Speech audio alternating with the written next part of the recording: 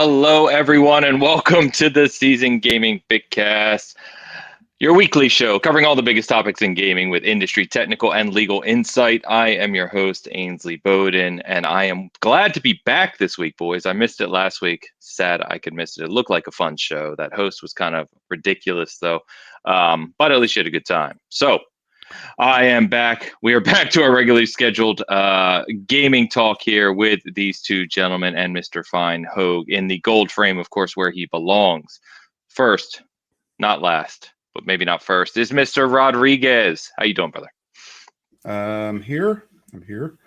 So that's good.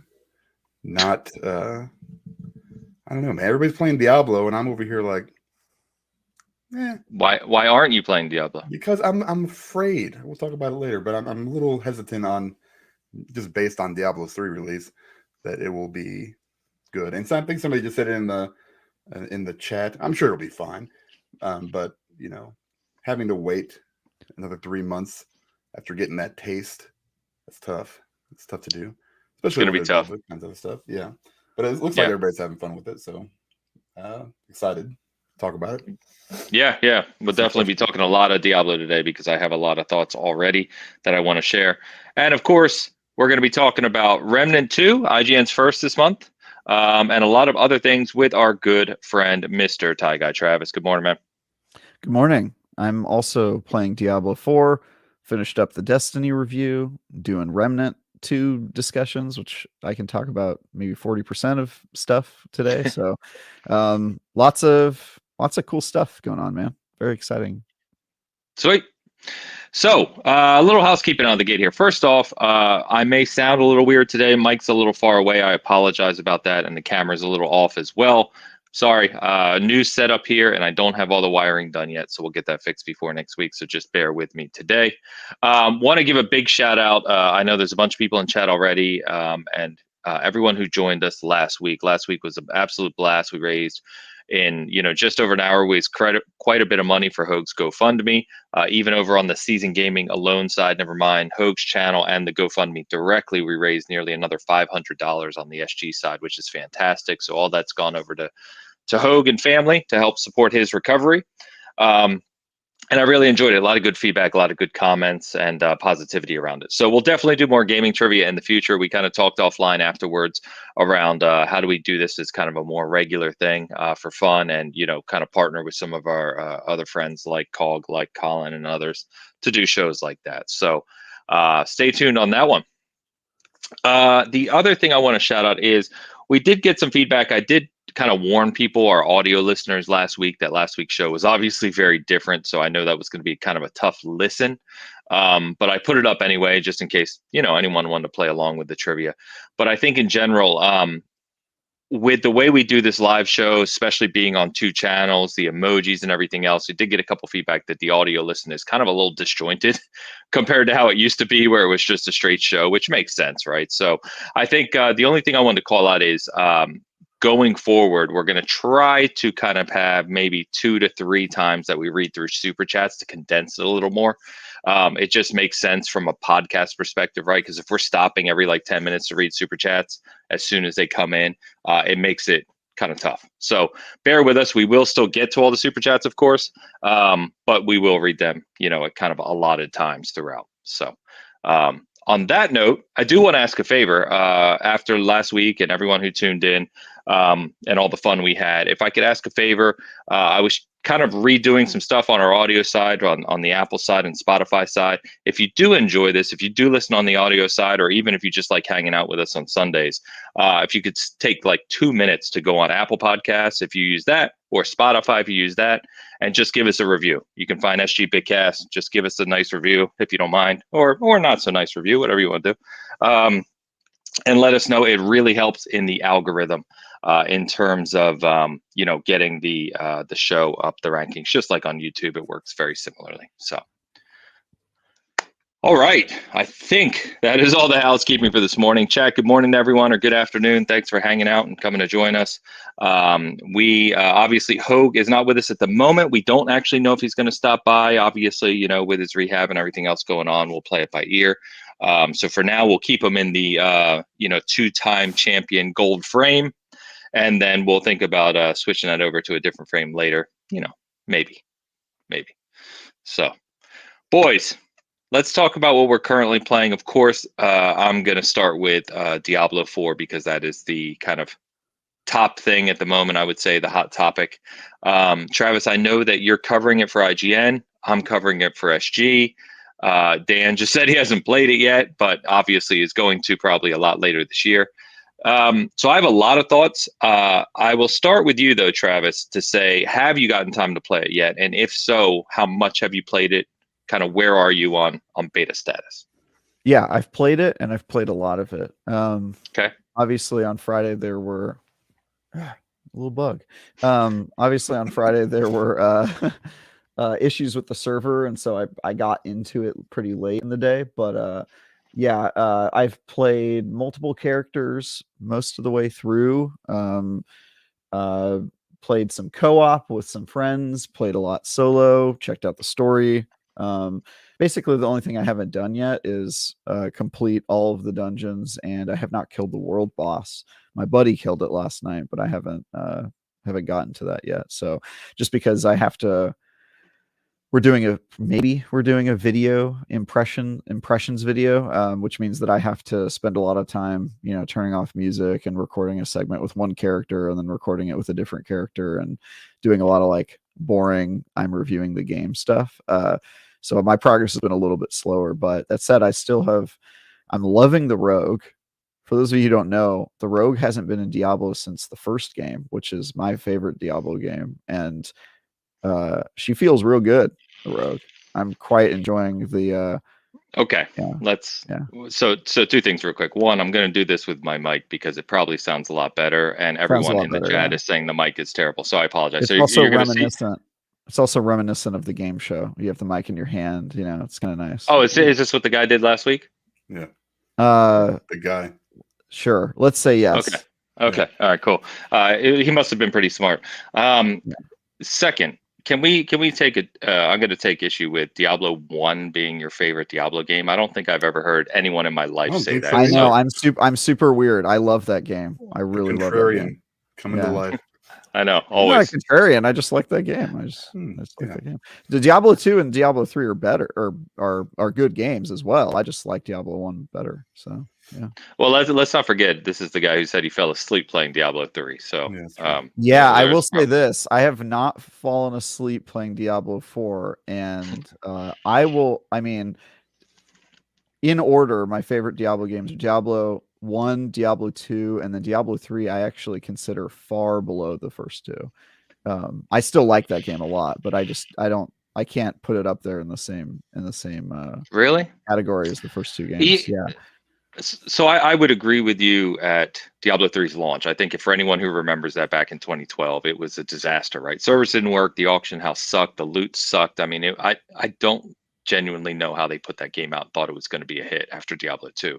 But I think by the time you get to about 2015, Reaper of Souls is out, chapter 5, and they fixed the loot 2.0. Like from the past several years, that game I think is genuinely incredible.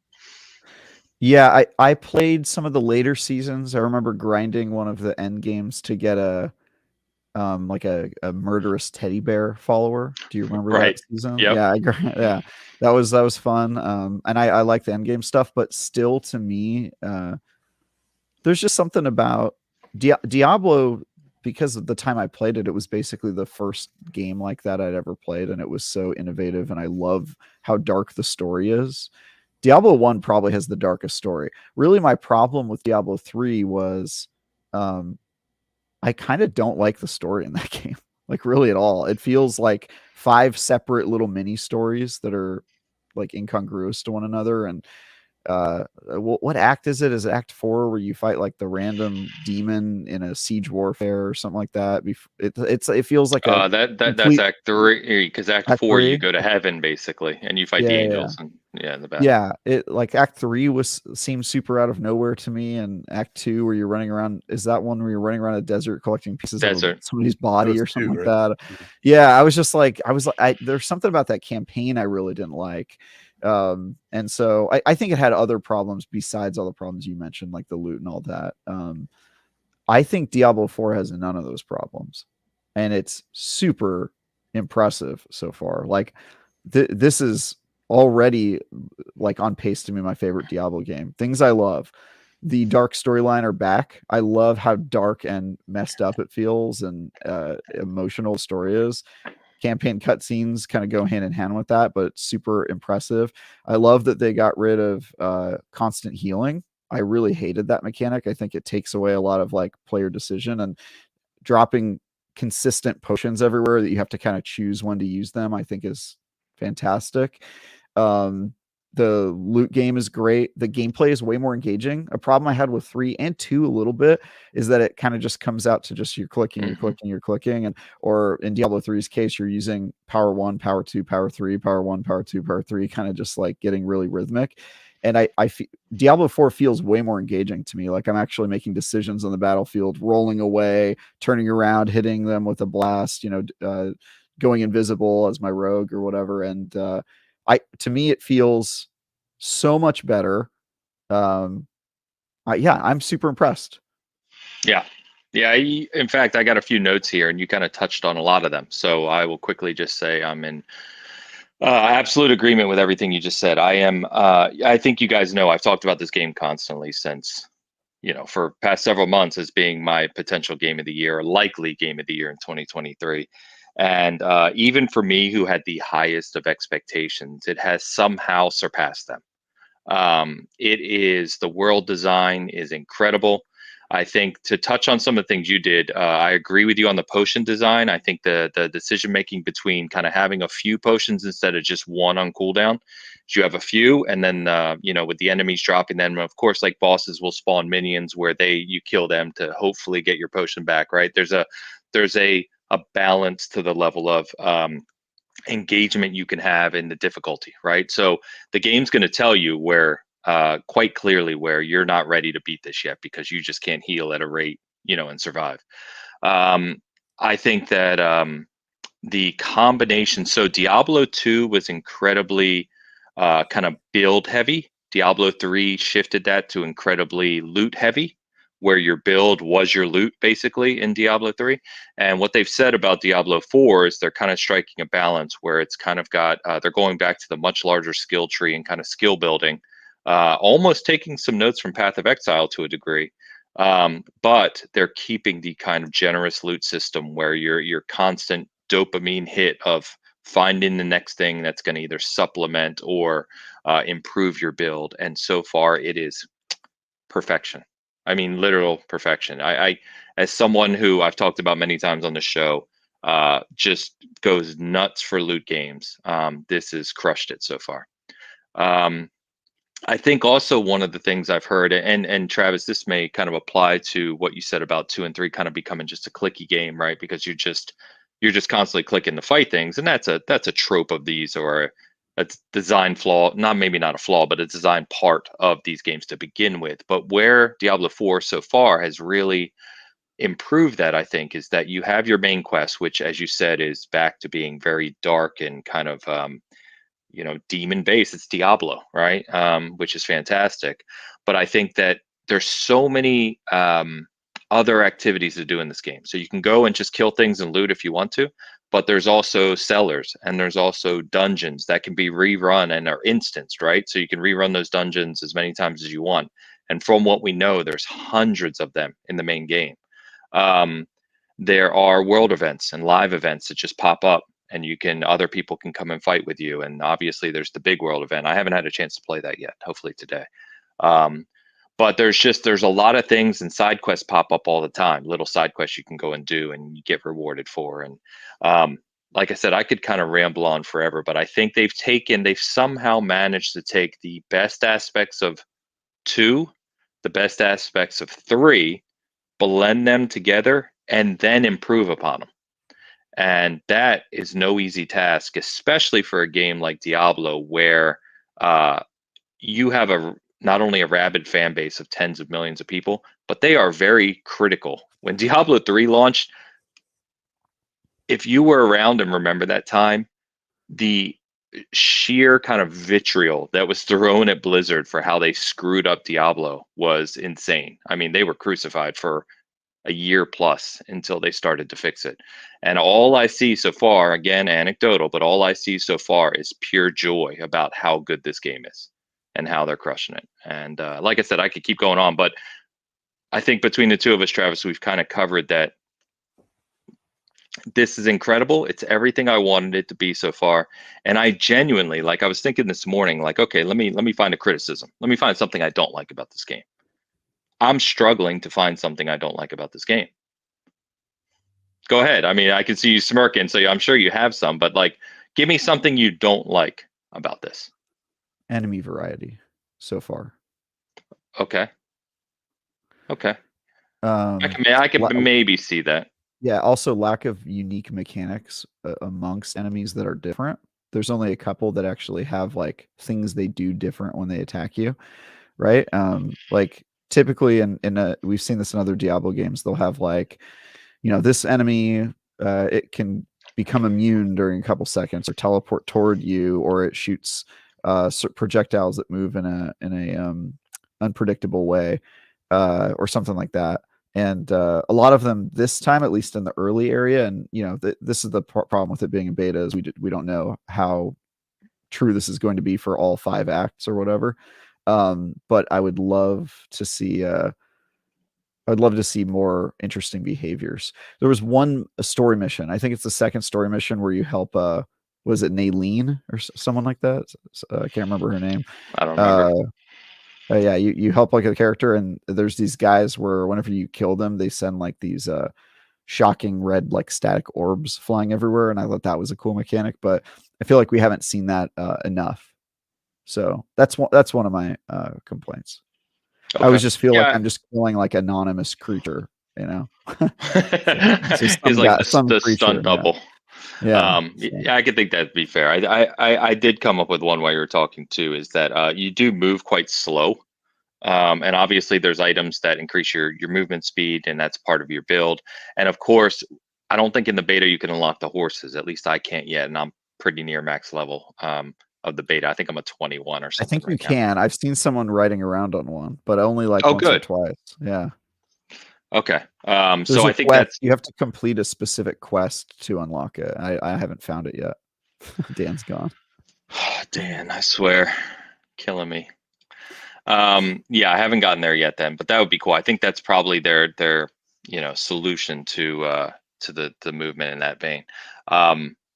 But I think generally speaking, like I said, I like the cities. I like kind of the build mechanics are far deeper than we're going to really get to in the beta. As you start to pull like attributes off of legendaries or items and things like that, it's going to be build variety is going to be gigantic in this game over time, which I think is fantastic.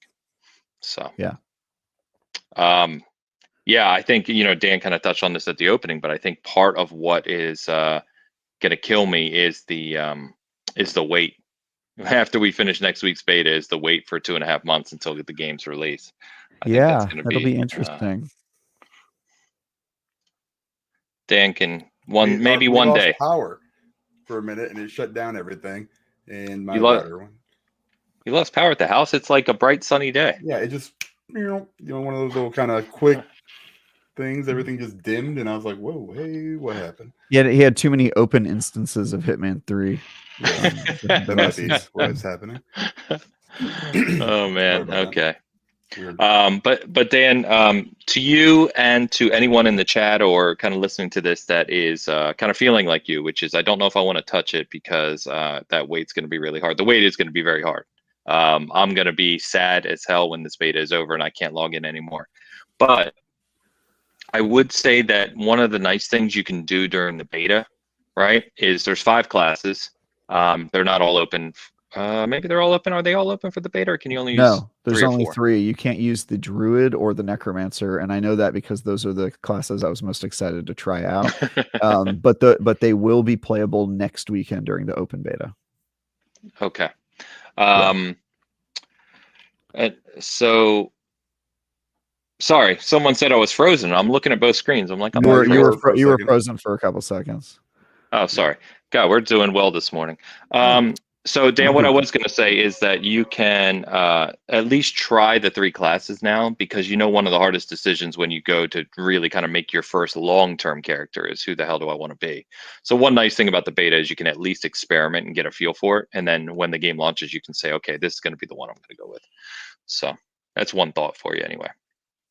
I mean, I'll eventually get it. Obviously, it's just going to be. I'm just going to wait. I'll probably wait for at least a few weeks after the initial launch. I mean, there's plenty of stuff to play.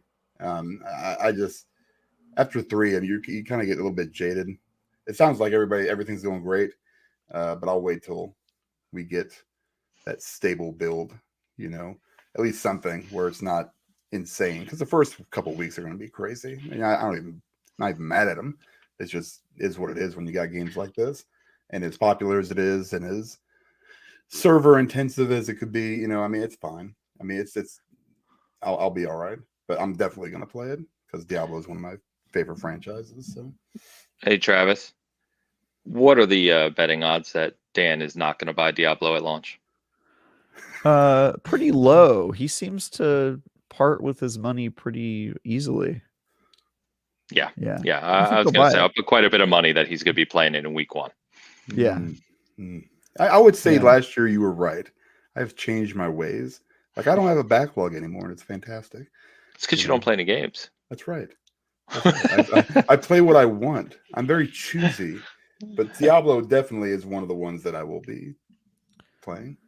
Like, I'm just all I can think of right now is like MLB The Show 23, which I'm probably in. Probably nobody else is doing that in this chat / community at all. So just me. But I'm pretty excited for that coming out here in, I don't know, 6 days, 5 days. Yeah. Like that. So, yeah, we get that and Resident Evil 4 this week. Yeah, big week. Oh yeah, that too. But yeah, I think Diablo 4. Say it again.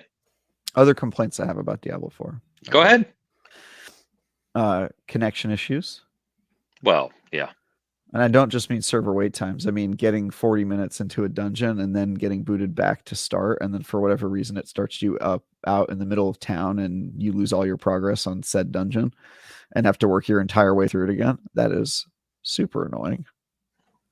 That hasn't happened to me, but I could see that being very frustrating. Yes. Yeah, it was like one of the main story dungeons, and it just took a really long time to get through it. And then I was like, right before the boss fight, you've been disconnected from the game. And then I went to the main menu, loaded back in. All right, you're in the main town, Kyrgyzstan or whatever it's called. Yeah. Yeah, that really, really annoyed me. I have other problems. Also, one thing I noticed is it seems like a lot of times they're emulating their own past games or Path of Exile.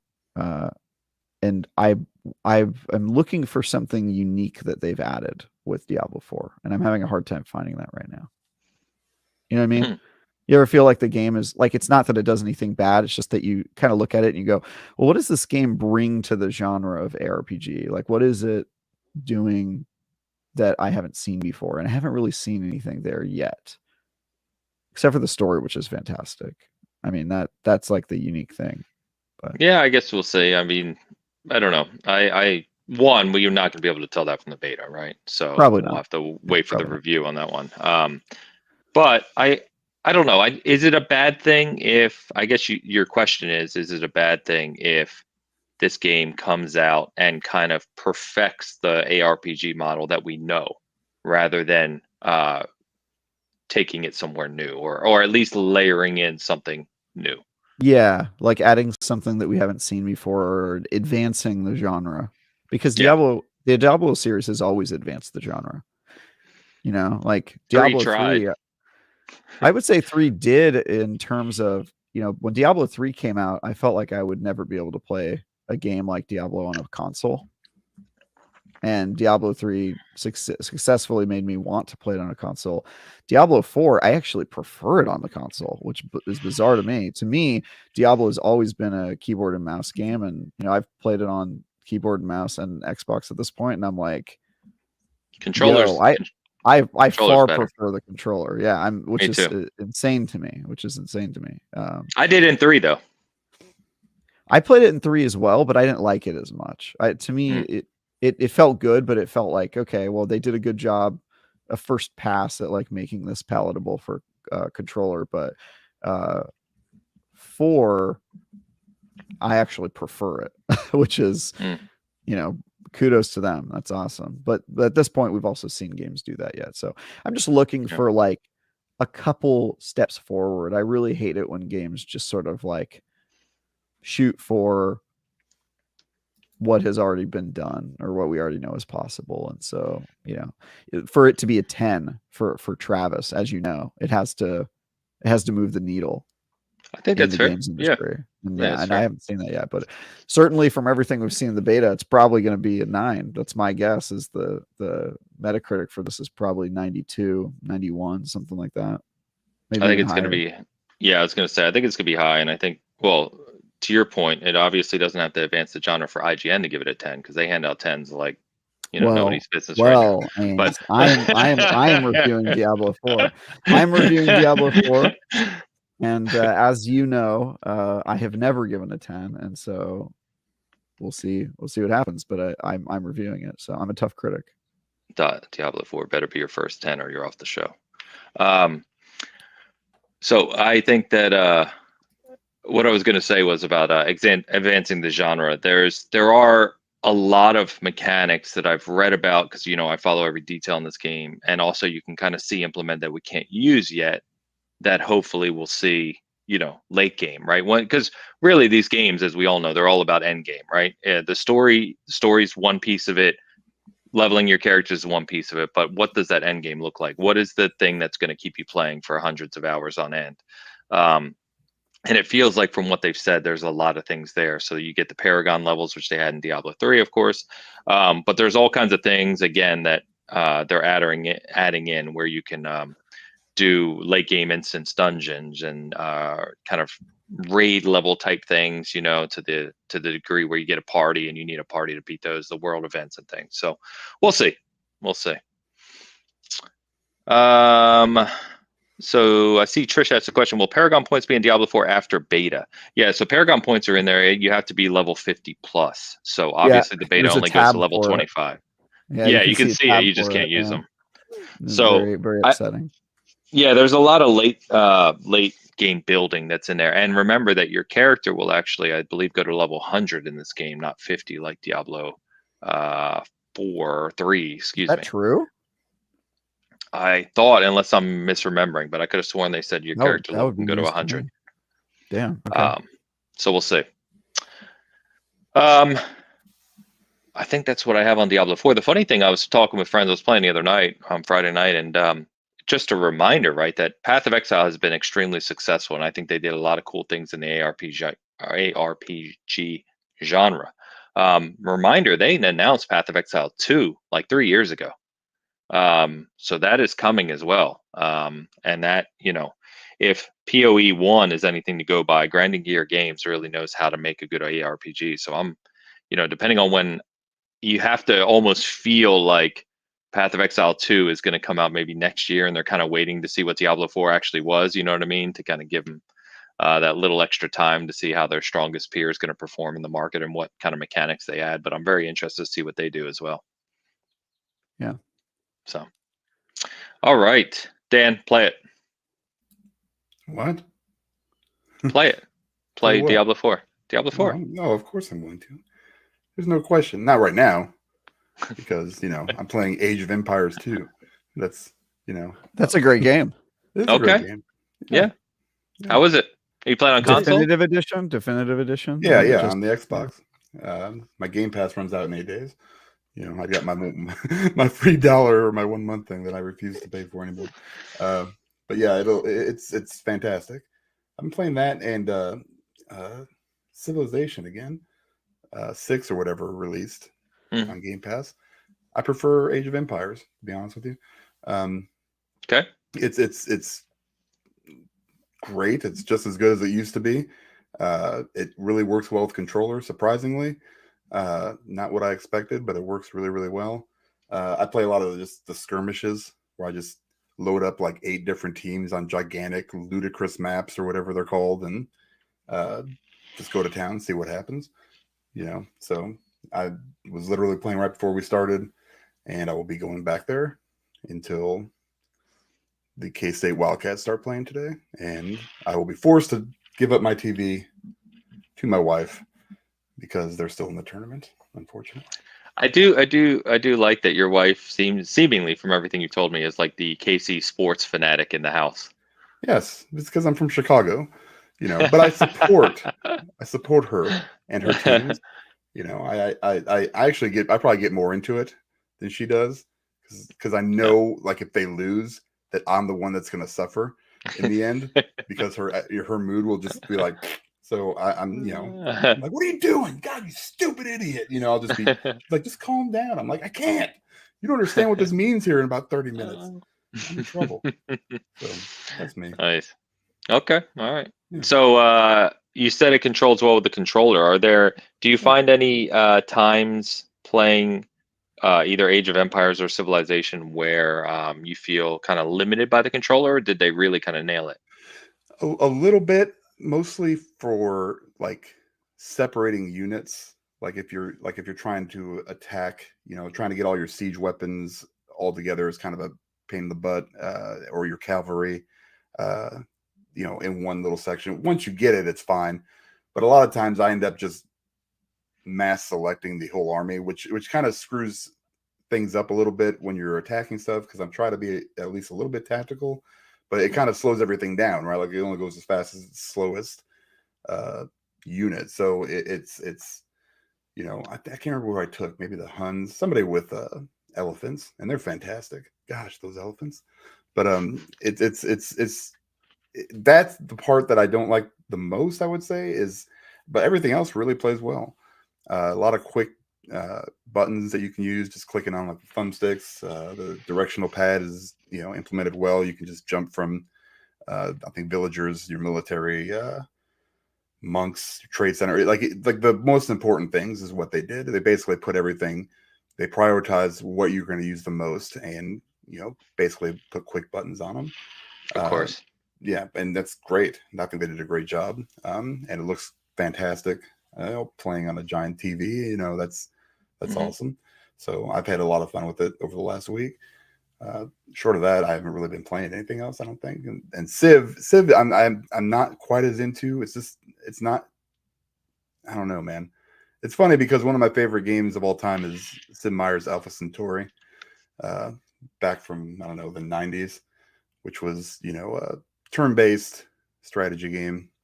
And that's what Civ is kind of. I kind of like the RTS a little bit better, and it's really well done. So kudos to Microsoft and whoever had their hand in that because it does great. That's awesome. That's awesome. Yeah. Did either of you get a chance? I didn't get a chance to try it, but I've talked to some friends who have Exoprimal, Capcom's kind of co-op dino hunting game. I've heard actually pretty good things, that it's pretty well designed, it's pretty fun. It reminds me of Earth Defense Force, which, if you've heard me talk about that game before, is a very big compliment. And I'm going to try to review that game. I'm going to try to get it. I'm going to see. It comes out much later, but yeah, I want to review it because it looks dope. Yeah, I got to play a little bit. Yeah. Some friends were playing the other night when I was I forget what I was doing. I was just in a party chat with them, and they were saying that it's kind of a blast. I was playing Rocket League, and they were playing Exoprimal, and they're saying it feels really good. You've got the different rigs, I believe they call them in that game, kind of like Anthem in a way. Shout out. And well, and they said that like hundreds of dinosaurs get thrown at you, so it's just just chaos. But they said it's a lot of fun. Hundreds is probably an understatement.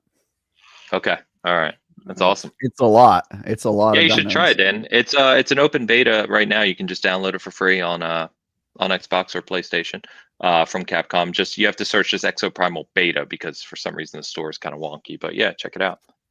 I will try it out. Yeah, I think it's up through tomorrow. So. I better do it today. Yeah, it's coming to Game Pass too on April 14th, May 14th. I don't know, something. I forget the date. Someone can tell us. Was it coming out that soon? I kind of remember it being like I remember looking it up and saying it was like further down. If it's April, June that's great. 14th. I don't know why the 14th is jumping out to me. July 14th. There you go. Hey, I got the 14th right. July 14th. Thank you, General Spartan. Appreciate you. Haha, my memory has served me well. Yeah, because I remember mapping it out in my brain of like, could I review that? And then I looked and I was like, oh yeah, that's far enough away. I could totally review that. Okay. Yeah. Wait till you get older. Your brain just fails you. There was a comment I was going to mention, and I think I missed it now. I apologize. We have a bunch of super chats, by the way. I think we do. Remember, I'm going to segment. So I'll get to those after currently playing. So I wanted to touch on, because we didn't get a chance last week to touch on Halo Infinite Season 3 real quick, and I promise I won't take more than a couple minutes. So if you do play Halo, and obviously, I talk about it a lot here, but Season 3 has been very impressive. For the most part, it's kind of a 2 steps forward, half a step back, if you will. I'll explain that in a second. But I think that the maps are genuinely fantastic. Oasis is a big team map. It's probably one of the best big team maps maybe ever in Halo. It's definitely the best in my opinion in Infinite. Fantastic map. Cliffhanger is another fantastic map, and they added a lot of nice touches to the game, which were kind of unannounced. So a lot of UI improvements. The new armor cores and touch-ups are fantastic. They freshened up some modes, new playlists, and it's very, very well done. And I think that if this is representative of what the future is for Halo Infinite on a 3-month basis, right, which they have moved to now for their season pass or battle pass, excuse me, it's going to be more positivity, I think, for Halo Infinite, which is good to see, right, at this point in time.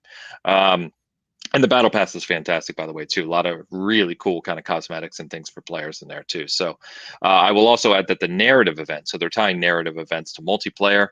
The one in Season 3 is actually very well done. A really cool cutscene, some things that tie deep into the lore that are leading into Season 4 with Infection that's already been leaked, and some other things. So I just hope that they can keep this cadence now. Now that, Forge is always continually improved, but now that it's out the door and they have a campaign co-op out the door, kind of all those other major things done, they can just focus on live service. There's a lot of fun things for kind of casual players too. There's a BTB playlist. There's the community playlist, so you can play on the Forge maps, just random kind of maps from the community, which is awesome. So it's just really well done. So I think if you are one of those people that really enjoyed Halo but were disappointed for whatever reason early on in the game and you haven't played it in a while, I would definitely go back in, check it out. You may find that you enjoy yourself. I said a half step back because for whatever reason, and this is one of my many frustrations with 343, when they release a big update, they end up breaking stuff. And their QA, their UAT, their quality control of these releases is just not where it needs to be. And there have been frame rate issues. There are hiccup kind of new, basically like judder, basically, as you're playing online. So like you'd be playing and all of a sudden like your guy kind of like teleports really briefly. Rubber banding. Rubber banding is a good word for it too. But in a competitive game, that's obviously a problem, right?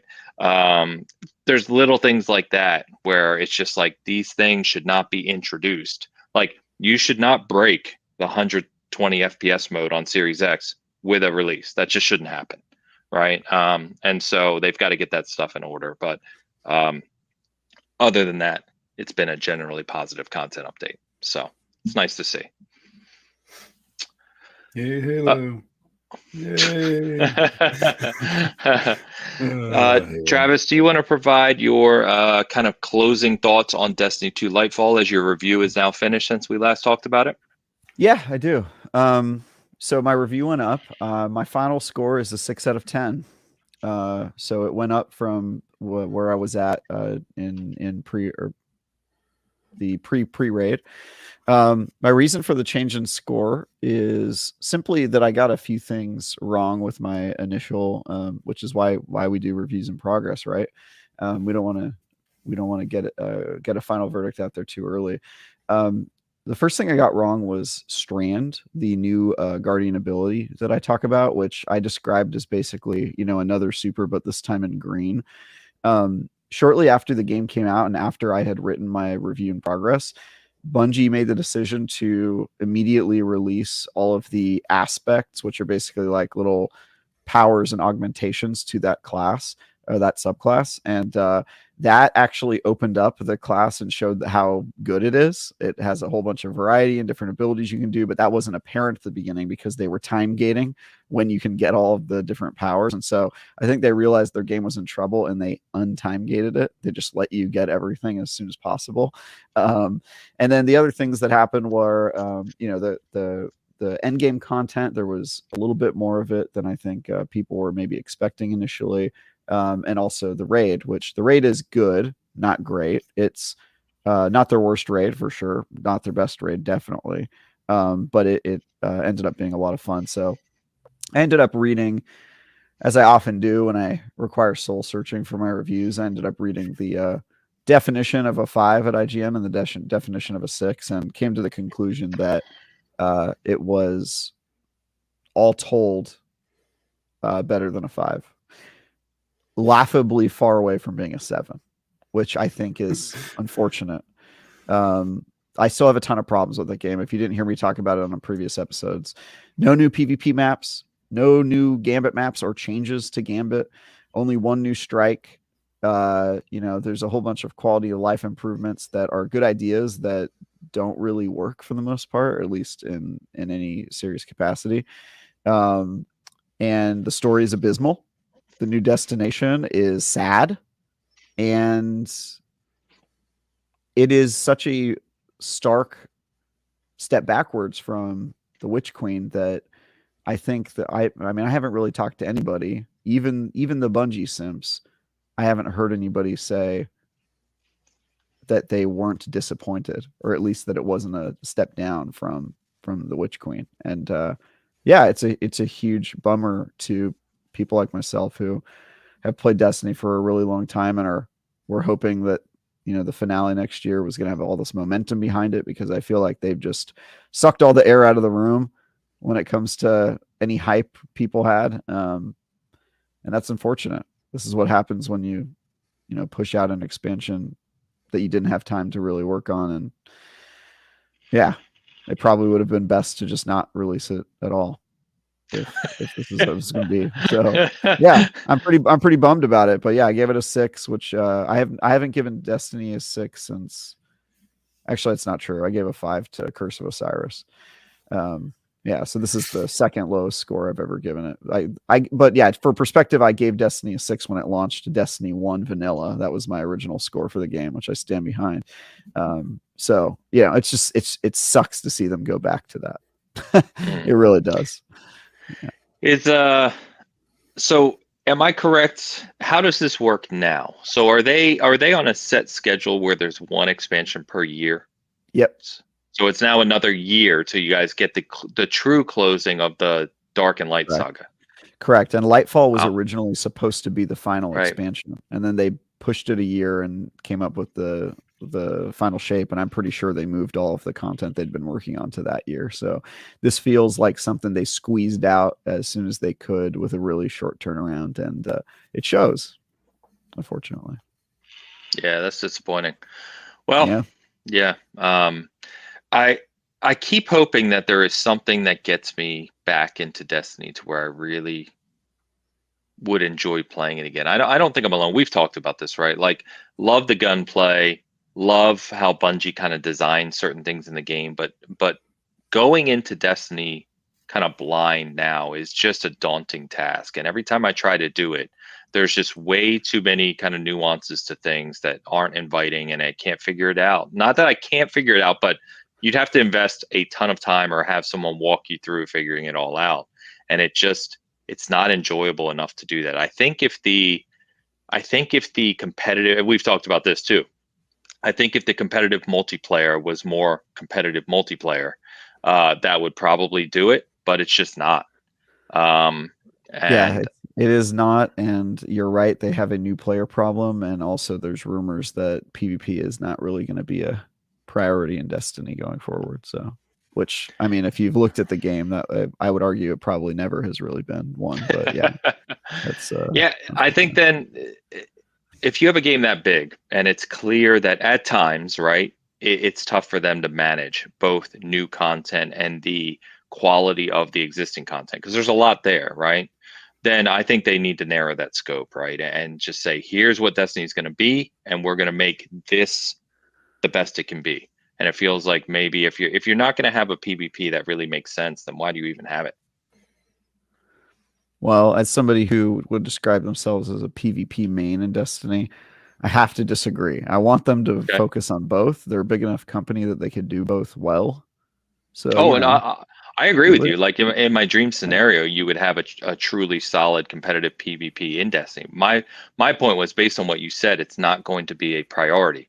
So I would argue back that if it's not a priority, why do it at all? Then you're just going to get this Yeah. half-assed PvP mode. Well, That when I say that it's not going to be a priority in the future, I think the rumblings I've heard is that it's not going to be a thing in the future, basically. Which, that's worst case scenario for me. But I, yeah, them half-assing it is yeah, definitely bad. Them maybe, if you're only going to half-ass it ever, maybe you should give up on it. But I aspire for, I want to see better for my games, and I want to see them do the opposite, invest in it as a valuable part of the game, as they've said it is, as recently as like 6 months ago. I'm pretty sure, definitely in the last year, they've had higher ups at Bungie come forward and say PvP is a priority for us. It's something we're always going to have in Destiny. It's something that we super care about, which has been like really nice to hear, even when the state of PvP has been bad. But I would just love them to actually put effort into it and make it good, because there's something that you can't get in Halo, for example, is the hard work of all the PvE content, being able to take what you earned and bring it into the PvP sandbox and great. go, look, this is crazy. This is a cool special weapon or set of armor that I've built out because I did this cool mission in PvE, and being able to bring that to PvP is sweet. And I would hate to see it go away, because it would basically remove a lot of the incentive I have to get better in PvE, because the PvE content isn't particularly hard most of the time. So why do I need this crazy gun with these ultra awesome perks if I'm not going to be playing against other humans in Crucible? So we'll see. Yeah, very fair. Yeah, G-Man says the PvP might be subpar in terms of competitiveness, but it is hugely important part of the game to its player. So I think you kind of just touched Exactly. on that. Yeah. Exactly. It's never going to be an arena shooter like Halo, and I don't think it's supposed to be, because if it were, then you wouldn't be able to bring in the best weapons into PvP. That's sort of their format, right? Is that Halo is, if you want a good weapon, you have to know where it is on the map, and you have to control the Of map course. and get it. That's great game design for competitive. Destiny's game design is good for the meta competitiveness of like, well, I did this activity enough and grinded it Sure. out, so now I have this ability or power that I wouldn't have been able to get normally. So yeah, it's just Yeah. a different format. Yep. Very fair. Yep. All right. What else? Anything Agreed, else you G-Man. guys? Anything else you want to touch on for currently playing? Anything else you guys been playing you want to mention? This isn't the part where I talk about Remnant, is it? No, that we're going to touch on that next, actually. Okay, yeah, I'm pretty sure I saw it in the run of show. Cool. Okay, let's go ahead and get to our first kind of super chat call out here. You guys go ahead and take it away, please. Get these up on the screen, starting with Windward Leaf, who gave us a super chat right out of the gate before we started this morning. We were even on the air when this came out. $10 from Windward Leaf. After the burger debacle a couple of weeks back, I decided to check out Debate. suggestion Debate. Super Burger Burgers this past Friday in San Francisco. Gotta say, banger. I hate that word. You can even get gin spiked milkshakes. Yep. And Yeah, try I'll that. be honest. Super duper. Yeah. I've been craving it ever since that conversation, because What's it's happening? just so dang good. And so I might get some today, to be honest with you. Oh no, Stacy. Oh All right. no. Oh Stacy. no. Oh Lord. Win- I just saw it pop up. Thank you, Windward Leaf, for the super chat. Okay. Appreciate you. She's really getting her money's worth. Jesus Christ. Oh yeah, she is. Nicholas Starrow, Union Rep Labor Law, with the 50 Yes. krona. So Ains, a few screws loose and not all wiring connected to the mainframe. And how's the setup going? Try this. A human at a party person experiencing hypothermia, nuclear explosion happening within somebody's skull, alien face. There you go. Nicholas, thank you for the super chat. It's going really well, actually. This new setup is amazing. I did one of those things that many of us have been guilty of where I started to build out a new PC, had the company, and shout out, basically, you can kind of see it in the corner there, Seattle built PCs. They are a small PC building company out of Seattle. Absolutely fantastic to work with. They reached out to me when I posted about wanting to work with someone to build a new PC. They worked with me every step of the way, every piece, everything. Very reasonable, and it's a fantastic, high quality PC. But I made the mistake of doing that, and then along the way deciding, oh, I kind of need a new desk too. Oh, I should put my monitors on adjustable arms, and oh, I better get a new APC too. So I don't want to talk about the several $1,000s I'm in at this point, but at the end of the day, the new setup is very, very nice for both work and season gaming, of course. So yeah, thank you for that. All right, you're on mute. I know. Yeah, I do that on purpose because you have to have that happen at least once an episode. Hey Dan, you're muted. All right, Bomber with the $2 super chat. Diablo 4 is a great game. Dodge still sucks. Grinning face with teeth. Yeah, he doesn't like the dodge. I've played with Bomber. He doesn't like the dodge mechanic. I thought I liked the dodge. What's wrong with the dodge? I don't like it. I don't know. Putting distance between you and the enemies, especially when they get all around you, seems pretty important. So I like it. I think it is a little different. So I know he's rolled a barbarian as I did too. And what I've heard is sometimes with the barbarian, obviously you have to be in close most of the time. And the dodge doesn't really kind of give you a getaway that may be equal to the other classes. But then, I guess that's part of the argument about the barbarian as a class to begin with. So I don't know. Some people I know like it. Some people I know don't. Bomber is clearly on the don't. Bomber, thanks for the super chat. Google Man in the house. Yeah, with the €5. Enter the Gungeon spin-off. Gungeon, yeah. House of Gundead. All right. Arcade cabinets are finally available at the small cost of a small used car plus shipping. Yay. I have an anecdote about this. So this is an arcade cabinet with 2 plastic guns on it, and it looks super cool. I believe it's $6,000. I briefly considered buying it because I think it would be a huge flex to have in your house. Like 2 of Ains' statues. We're trying to get one in the IGN office. We're trying to either get them to give us it for a review or sell it to us at a discount, or we're trying to get Per Schneider, the CEO of IGN, to buy one for us. And we're like, yeah, we'll do all this content creation with it, whatever we have to say to get it. So I want to play that game. It looks super cool. If you go to the website, Dan, it will make you want one. It will. It just looks like a really fun time. So, and I am not going to the website. Yeah. Probably a good idea. Honestly, to avoid Ains, do not go to the website. You will want it. You will want it. It's whatever they did to make that part of your brain light up that makes you want to buy it. They did it. It's very good. Yeah, that's dangerous. Very dangerous. Thank you, Google Man. All right. Britt Cormier, $5 super chat. All this talk about D4, no one talking about the greatest Diablo game ever. Do you not have phones? Wow. A explosion within one's brain that is most likely metaphorical in nature. Diablo Immortal is a Diablo game, I guess. Sure. I did not genuinely enjoy it that much personally, but that's just me. I didn't even finish it, unfortunately. Makes me sad. Britt, thank you very much. Wow. I'm just looking at what's really next here. Kevin Golding with a $5 super chat. My big problem with the path that Diablo has gone is that that internet is required to play single player. Is that still the case? It is. Yes, it is, Kevin. Yes, it is. There are a number of reasons for that. So there's things, for instance, in Diablo 4 that there's world events, right? So world events pop up. I think I commented on how some of the stuff will just pop up in real time. That's all obviously internet based. Loot instancing even can be adjusted in real time when games are internet based.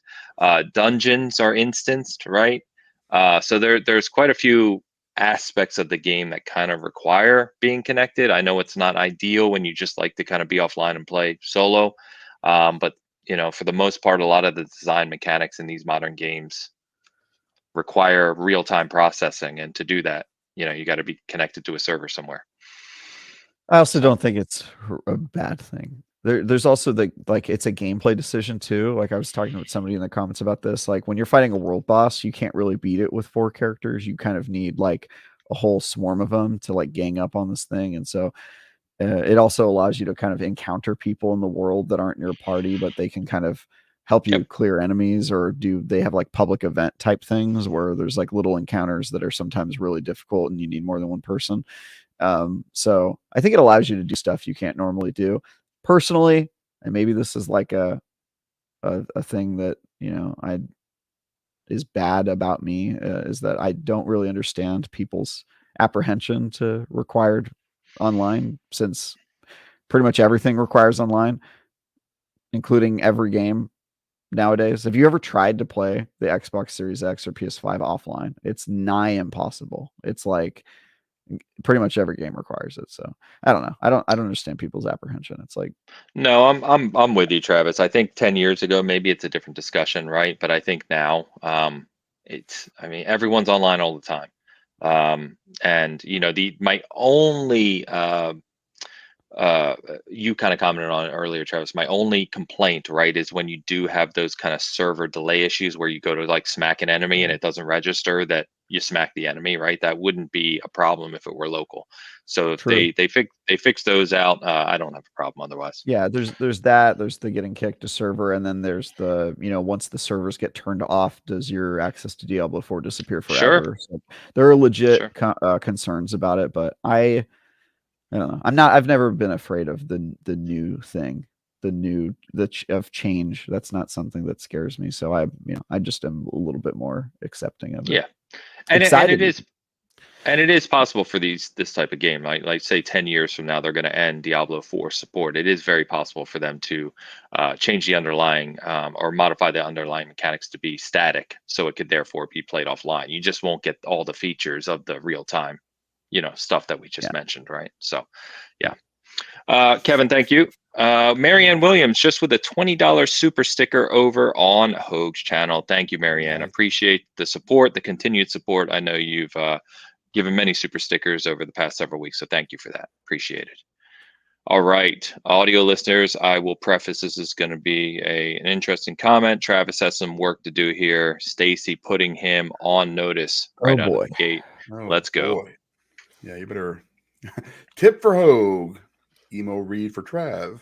There you go. All right. Those are paw prints, most likely left by a canine. That is a human either devouring or vomiting money. Person who is saying something that is censored. Who is censoring him? Is it a political censorship? It might not be a curse word. It could be that he's speaking out against the powers that be, and the powers that be have silenced him. That is a human invading. No, not a human. That is a alien invading space. A space invader. Somebody crossing their fingers, maybe to make a promise, or maybe because the fingers are behind their back and they're betraying someone's trust. I believe that is a cowgirl, a farmer, a female farmer, looks like to me.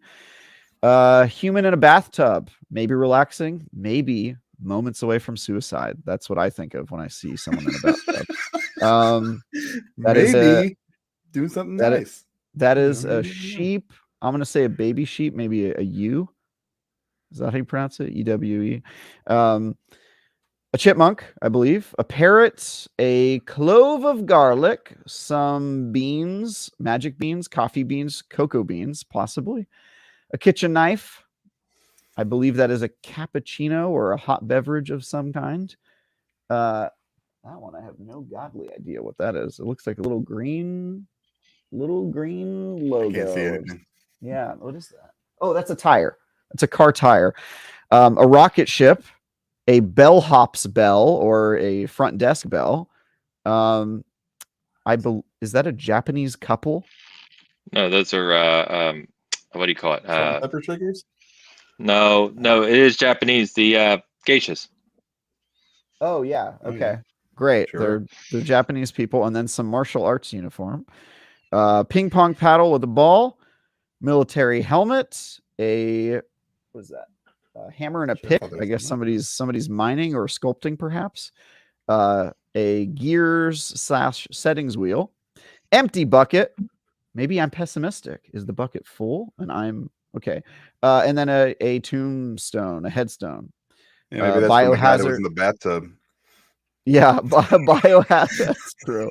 Biohazard symbol and a checkered flag, Yeah. commonly used during races. Yeah. Item selected at random and may morph in StreamYard. Pirate's Cool. flag.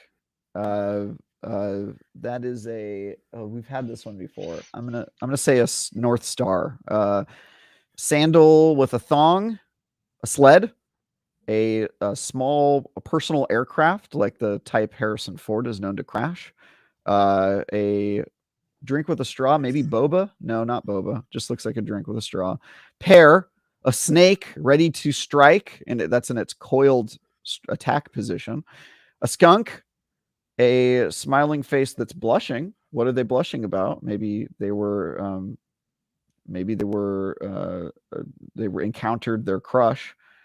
That is a beaming smiley face that is showing all of its teeth, very proud of their perfect smile, and then footprints that are likely human in nature instead of dog-like.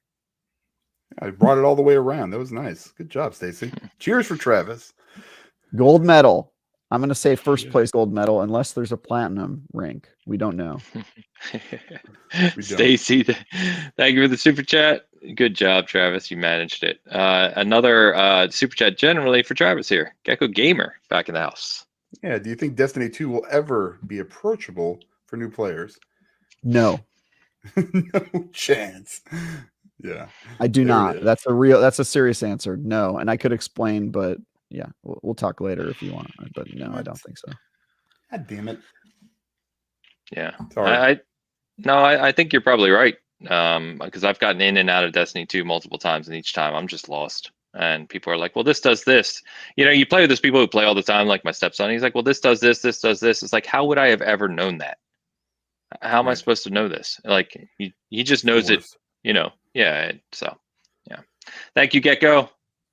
And Stacy back with $2 more and a few more emojis. Easy one because Travis is a good guy. That is a cool one. Smiley face, a heart that is dripping blood, I think. Yeah, dripping blood. Heart 100 explosion. Thank you, Stacy. And Mr. Pompa in the house. Pompa, I will get my revenge on the butcher. I don't know who that is. Person being murdered, I believe, is that combination of. I'm going to kill you. I think that's a death threat.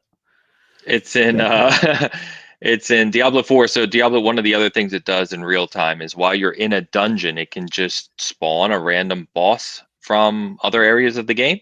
So we were in a dungeon the other night, and the Butcher, who is the famous boss from Diablo 1 and Diablo 3, I can't actually remember if he was in Diablo 2, but he spawned and chased me around. Like, he really disliked me for some reason.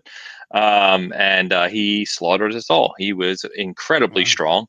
And it was quite funny, but it was a good time. So another one of those cool things that it very well could be. I wouldn't even blame him, to be honest with you. So thank you, Papa. A couple other things I shout out real quick before we move on is one of the things that doesn't pop up in our live software are member comments. So if you post a member comment which highlights on YouTube, it doesn't pop over on StreamYard. So we have a couple. Fishstring says Exoprimal looks good. I still want a new Lost Planet, which is Lost Planet, and see if they ever go back to that. Alex Castellano says, keep up the good work. I've loved learning about seasoned gaming in the Bitcast for the last several months. Alex, thank you so much. Really appreciate that. It's awesome to see new people discovering us as well. There were a couple others that I can't even get back to in YouTube now, so I apologize. But thank you for being channel members, of course, both at Season Gaming and Hogue Law. All right, boys, let's move on. So if you weren't aware, and I know Travis mentioned it previously, but he has the IGN first coverage for March, which is Remnant 2, the follow-up, obviously, to Remnant, which was a kind of partial Souls-like with guns type experience. It kind of has like is it fair to say it got like gained like a cult following almost, like a small dedicated following to Remnant? Yes, That really I would enjoyed it. say some people call it a sleeper hit. I would not go that far. I would say it was probably closer to a cult classic, not Yeah, like classic, but a cult like game. Yeah, it was like a small audience that really enjoys it. I think what happened was it came out and probably didn't get played a lot, but then when it got on Game Pass and it was also on the Epic Game Store for free, I think then it just sort of blew up and people started playing it a lot. And including me, I also played it because I saw it on Game Pass and me and my buddy decided to try it out. And it was initially created by 5 to 6 developers. I think by the end of its production time, it had like 30 people working on it. So it was a very small team, but if you've played that game, it punched way above its weight. It was like very surprisingly good. It uses procedural generation to make areas slightly different and rooms connected differently and enemy spawning in different areas and that sort of stuff. The gunplay was better than you might expect, and it is a Dark Souls with guns. So it's a Souls-like, but it's got shooting mechanics, skill trees, leveling system. It's sort of like if Outriders were a Souls-like instead of whatever that game is considered, which I should probably know because I reviewed it. I don't know. I would probably say not good. Not good. Well, yeah, I don't know if I agree with that. It was World Slayer at least was pretty good. I played Remnant 2. I went down to Gunfire Games' headquarters for better part of a week and spent time with their team talking to their developers and playing their game in its unfinished state and eating a lot of barbecue because it was Texas. And I came away pretty impressed. I can't talk about at least 60% of what I saw. 20% of what I saw, I will never be able to talk about until the game is fully out. But by the end of the month, I'll be able to talk about 80% of what I saw. And right now, the pieces that we've put out are an interview with the CEO where we talk about the dynamic world creation engine and how events and storylines and worlds change organically based on you specifically and which instances you roll. We talked about we revealed exclusively 2 of the archetypes, which are kind of like 1/2s of classes. You can choose 2 archetypes and that makes your class. It's got a multi-classing system that's really damn cool. And those 2 are the gunslinger, which is like the DPS Western cowboy theme guy. And then the second one is the handler, which is a support class where you get a dog and then the dog kind of serves as your NPC companion follower that can do a bunch of cool stuff. I read your not to interrupt you, sorry, but I read your article about that. I found that really a cool idea, if I read it correctly or understood it correctly, read it correctly, which is that if you're a solo player and prefer to play solo, you can kind of pick this archetype which has the dog with you, so you kind of feel like you have a companion with you if you want to. You're not forced to. Correct. Yeah, so you could do solo and just have a different class altogether. But if you're a solo player who maybe wants a little help or wants somebody to help distract you or res you if you go down, you can choose the handler class as your primary archetype. And then that lets the dog use your dragon hearts, which are basically like your Estus flasks, to res you when you go down. And then it has 3 different modes you can put it in. A defensive mode where its ability is that it can howl and draw everyone's aggro. A support mode where it heals you and it has a power where it does AoE healing, and an attack mode where it just gets 20% more damage and then it goes, full rage mode and attacks. The dog is also super cool. You can pet the dog, and when you do, you get a temporary buff that improves your guys' stats as you go into battle. When you level up, the dog gets on its hind legs and does like a little bit of a dance when you level up, and it just has a lot of personality. It's a cool companion to have. So yeah, kind of I'll talk about two things and then I'll stop because there's just so much I could tell you guys about this game, and I'm pretty excited about it. There's a few questions as well, so go ahead and do go, the question. and then I'll. Okay, so one of the ones which was asked, which I actually had as well, is how big is the team developing part 2? Then have they expanded the team? Is this a bigger effort, bigger funding, bigger budget? What's it look like? Yeah, so since making the first game, two things have happened. One, Gunfire Games got acquired by THQ Nordic, and then almost immediately after that, THQ Nordic got acquired by Embracer Group. And so, as you could imagine, their budget is significantly higher from this game, and it shows. My God, does it show? It is so much better in every capacity. The team I think on it right now is about 70 people, and I think by the time it's done, it'll be probably closer to 100, which is basically everyone at Gunfire Games. There are some people working on another game that obviously I can't talk about either, but yeah, the vast majority of the studio is now working on this game, and the studio is a lot bigger than they were. So yeah, much bigger team, much bigger budget. They're part of Embracer Group. Super excited to see a game that I really liked, that I think was punching above its weight, now have a large budget. And I think that at the current budget they're at and the current team, just based on what I've seen and played, I think they're continuing to punch above their weight. It feels very much like it could compete in the AAA space, even though it's very much not a AAA game in terms of budget and how many people they have on the team. So yeah, okay, cool. That was from Rob Frawley, by the way. Shout out to Rob. Fantastic. The other question I had was, is the core theme the same, right? Is it still kind of Souls based in its methodology, or are they trying to kind of move towards more of an action adventure pure title? No, they're pretty much sticking with Souls-like. I will say the one thing that they're leaning into hard that you do not usually see in a Souls-like game is build crafting. They are very, very, very focused on build crafting. There's like, actually, I can't talk about that. Almost got me. Almost got an exclusive there. But the way that building your classes works is you choose one primary archetype and then a secondary archetype. And the primary archetype, you get all of the skills and abilities in that archetype, but you also get that archetype's super ability. And so for the gunslinger, it's got a super ability where whenever you use a skill in the gunslinger tree, you reload all your weapons, which is super powerful because reloading and switching between weapons can be really important for DPS and survivability. And then your secondary archetype, you get all the skills and abilities, but the only thing you don't get is you don't get the super. And so based on that, whichever two archetypes you choose and which one you make your primary versus secondary, there's a bunch of different options of what you can do. And then beyond that, you get to wear 5 rings, I think it is, and 1 trinket. You get to customize the way your Dragonheart or Estus flasks work, which is pretty crazy. I can't talk about that in detail, but basically it'd be like if your Estus flask that just heals you in Dark Souls, you could customize it to do other things. Basically, Path of Exile does that. Yeah. So I won't go into that, but yeah, it does some interesting stuff there.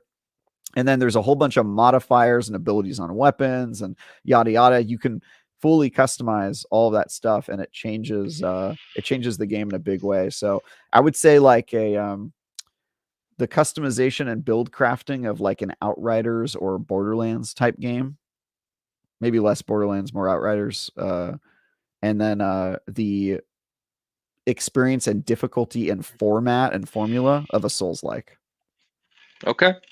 And then I think Tal just asked a question somewhere. Re-rolling classes. Are you able to kind of re-roll and recreate your character at any time, or how's that work? Do you know? So this is crazy. The classes are based off of artifacts that you equip. And so at any point in time, you can completely change which archetypes you have equipped. And then each archetype, each like relic that's associated with that archetype can be leveled up multiple times. And so you can get an archetype or artifact to max level and then go, okay, I'm done playing with that one for now, and switch out another one and then start leveling that up. And so based on whichever encounter or boss you're facing, you could just change your archetype and class combination on the fly for anything that you've leveled up sufficiently to a point where you want to play it. And so kind of the loop I was going through when I was playing was I would go through a section, kill a couple bosses, and then when I hit level 10 on that artifact, I would swap it out for something else or make it my secondary so that I could try out a new one and then just keep going. And so it's sort of like play whatever class you want, but you can make one character and make them fully leveled on every class and then just swap between them if you wanted, which is crazy. Yeah. Very cool. Yeah. Very cool. So did someone in the chat, Nick the Paranoid, said this sounds like Remnant 2. Yes, it is. That's what we're talking about. It does sound like Remnant 2. No, I think what they're saying is maybe that this sounds like they really, maybe I'm reading into his comment, but it sound they went all out with the sequel. Like it definitely feels like a sequel, which is like maybe the best compliment I could pay it based off of what I've seen of it so far. We also got a release date. Or not a release date, release window, which is it's coming out this summer. So yeah, I was only able to talk about that as of Wednesday. But yeah, I'm very excited to play this game. More of it. So you've gotten me more excited about it. I enjoyed the first one. It didn't stick with me like I guess some people, right? But I did enjoy it, and you could see that there was something there. That they were onto something. So knowing what you said about the second one and the improvements it makes and kind of the budget and funding and development behind it, yeah, man, sounds great. Yeah. I think the fact that we're potentially then going to get Remnant 2, Lords of the Fallen, the whole big, large reboot of that, which looks incredible, and Elden Ring expansion potentially all this year, which is kind of wild to think about. Souls guys living well. Yeah, and then the one thing I wanted to talk about that was maybe the most impressive thing I saw when I was there is the dynamic world creation engine. So part of the demo that I played, what they showed me there is I went through one world. Remnant has multiple worlds. It has like 6 or 7 realms that you enter, and they're all completely unique, like settings basically, and you travel between them. That's kind of the loop of the game. It's kind of like God of War, where you're going to different, realms, and they all have like a thing, like a gimmick and a story. And every time you enter a realm, it creates a version of that realm that is unique to you. And so the first thing it does is it picks what boss you're fighting, and based on the boss you're fighting, the kind of like mini boss that's part there, it mutates the world around it and the enemy mobs that you face to match that. And so I went through the same world 3 times. The first time, it was like a dark forest. Everything's red and crimson and kind of bloody. And so you can tell it's on this planet, or this world called Yesha, right? And you're fighting all these lizards that like hang out in trees, and they wait for you to walk by them, and then they slither down the tree and they attack you from behind. And it had like this very interesting kind of like, I always felt like I was getting ambushed environment. And then I fought a boss at the end and all that stuff. The second time I loaded up the world, they're like, all right, we're going to roll a new world for you. Go, and I went in. And the second time, Yesha was a bunch of floating islands. And like I was having to jump between things and climb up. And the enemies I were fighting were like these little floating tentacle guys with like slithery, tentacle limbs. And they were shooting homing like laser bolts at me and stuff like that. And I was like, whoa, you could tell it was the same world, but it was just a very different part of that world with different enemies. And then the boss I fought at the end was different, and it was reflective of the types of creatures I was finding. And then they were like, all right, we're going to do it one more time. And they threw me in this time. And again, they're just giving me random rolls. They're not like pre-crafting these for me. They're just like, let's just see what happens. They hit it.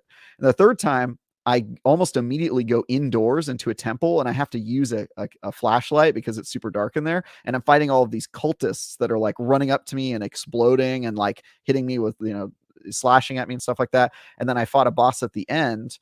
Am I allowed to talk about this? Not yet. I fought a boss at the end that was completely different from any of the other two, and had this really weird mechanic, and it was just completely different. And so the idea of the game is that every time you roll your version of the realm, you get different NPCs in a storyline that are randomly rolled. You get bosses that are out of a few selections that are randomly rolled. The actual tiles that are connecting the world and the different rooms and stuff that you explore and what loot is there are also randomly generated. And so basically from the start of the game, including the tutorial can start in different realms based on which one you get. And so the idea is like, you could watch a streamer play the game and go, that looks cool, I want to try it. And then see nothing that was in the streamer's playthrough, like nothing, like different bosses, different worlds, different starting point, like all that stuff can be different. And so it just made me really excited because you could play through the whole game and then either play through it again with a different character, or if you wanted, you could actually re-roll each realm to try to get different stuff next time.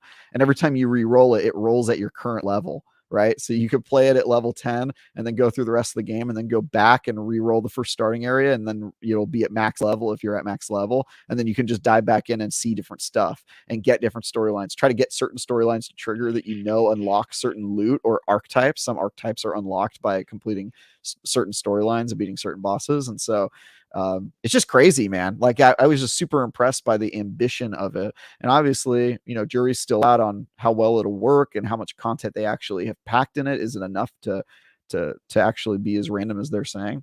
But the anecdote that the CEO gave me when I interviewed him was, I really hate playing through video games twice. If I play a game, I can't play it again. And so I wanted to make a game that I could actually tolerate twice, because I will get different content every time I play it. And so that definitely speaks to me as a guy who has gaming ADHD and also just regular ADHD. And so I am really excited to play this game, and just, it sounds like something I could stick with for a long while and just replay it a bunch. And that's just super exciting to me. So two things real quick. I think one of the cool things is you can hear the excitement in your voice, which I think the fact that you're this excited about it probably should tell people that know this show that this sounds like it could be a very good game. As you said, obviously it has to land, and we'll see what delivery is like, etc. But sounds very impressive, and definitely a game I'd like to try. I guess my other question is, because you mentioned loot, and my mind immediately goes to, okay, so there's Souls-like loot, which is an ARPG loot, but it is not instance, right? Souls loot is always in the same place. It's instance from drops, but its location in the world is always the same. So is this game like that, or is this game more like your Borderlands, where drops are completely randomized and there's like high level of variety in each drop to drop? It is somewhere in between those two things. So Okay. I can't really explain it. There's, and this is mostly because I didn't see it. It's very clearly something they were still working on. Seeing games in really early states is often weird, because you're like, what is this? And they're like, we're working on it. But for example, one of the times I played through Yeisha, when I was on the version of it that had these floating islands, I accidentally stumbled upon what seemed to me very clearly a puzzle. And the game developer was like, yeah, that's a optional quest line that spawned for you. It's one of the many things that can happen when you roll Yeisha. And he was like, but it would take a long time. Don't worry with it. And I was like, no, forget you. I'm going to take a whole bunch of time out of the day to figure this out. And so I did. And I solved this puzzle. I had to go around the island and do specific things. And then when I went back, it unlocked the secret room. And when I went through it, I got a crossbow weapon. And so it seems like certain loot is like Dark Souls in specific places, or you get it from specific bosses. But the key is in getting it to spawn in your realm, in your version of the realm, and then completing it to get the loot. And so it seems like it might be specific. I didn't play enough. And obviously it's not in a final state to say definitively, but it feels less like Diablo or Destiny, where it's like a random loot drop, and a little bit closer to Dark Souls, but it's somewhere in between as well, because it's not like, oh, here's the stats and they're completely random and the perks are random, but it also isn't just like, go here, get this thing every time. It's like sort of a little bit more chance based. So Okay. yeah, it's just interesting. It's unique. A lot about that game is unique, and you're definitely right that I'm excited for it. Like, obviously games can let you down, and people will know that even when I'm excited about games, I still am not afraid to give them bad scores if I feel like they failed to deliver. So proof will be in the pudding. But I will say this as an anecdote, and then you can kind of understand. I left that demo and went home, and then I turned on my Xbox and I got sad that I couldn't play the game. I was like, oh my God, this game doesn't come out for 6 months, because I wanted to play more of it. And then I realized that's like a very unique thing with being a reviewer or somebody who does previews, is like, I had to wait 6 months to play this game again. And I played a lot of it and I got really excited about it. I was getting into it. You ever get into a game and it just like bites you and that's all you can think about? Of course. That happened to me. And then I left and then went, oh no, I can't play it anymore. It just really hurt me. So I actually got a little sad when I couldn't play it anymore, and when I thought about how long I have to wait to play it, for it to come out. So I guess that's just, you know, a pretty big compliment to pay it. But yeah, I'm really excited about this game. I think it'll, if they play their cards right. They told me they don't have crossplay yet, and I told them, I was like, you should do that. If you don't do that, I think you're gonna not be as popular as you should be. And then two, you know, it's so ambitious. I'm a little worried, but aside from that, I think it's going to punch above its weight, and it has the potential to be really, really cool.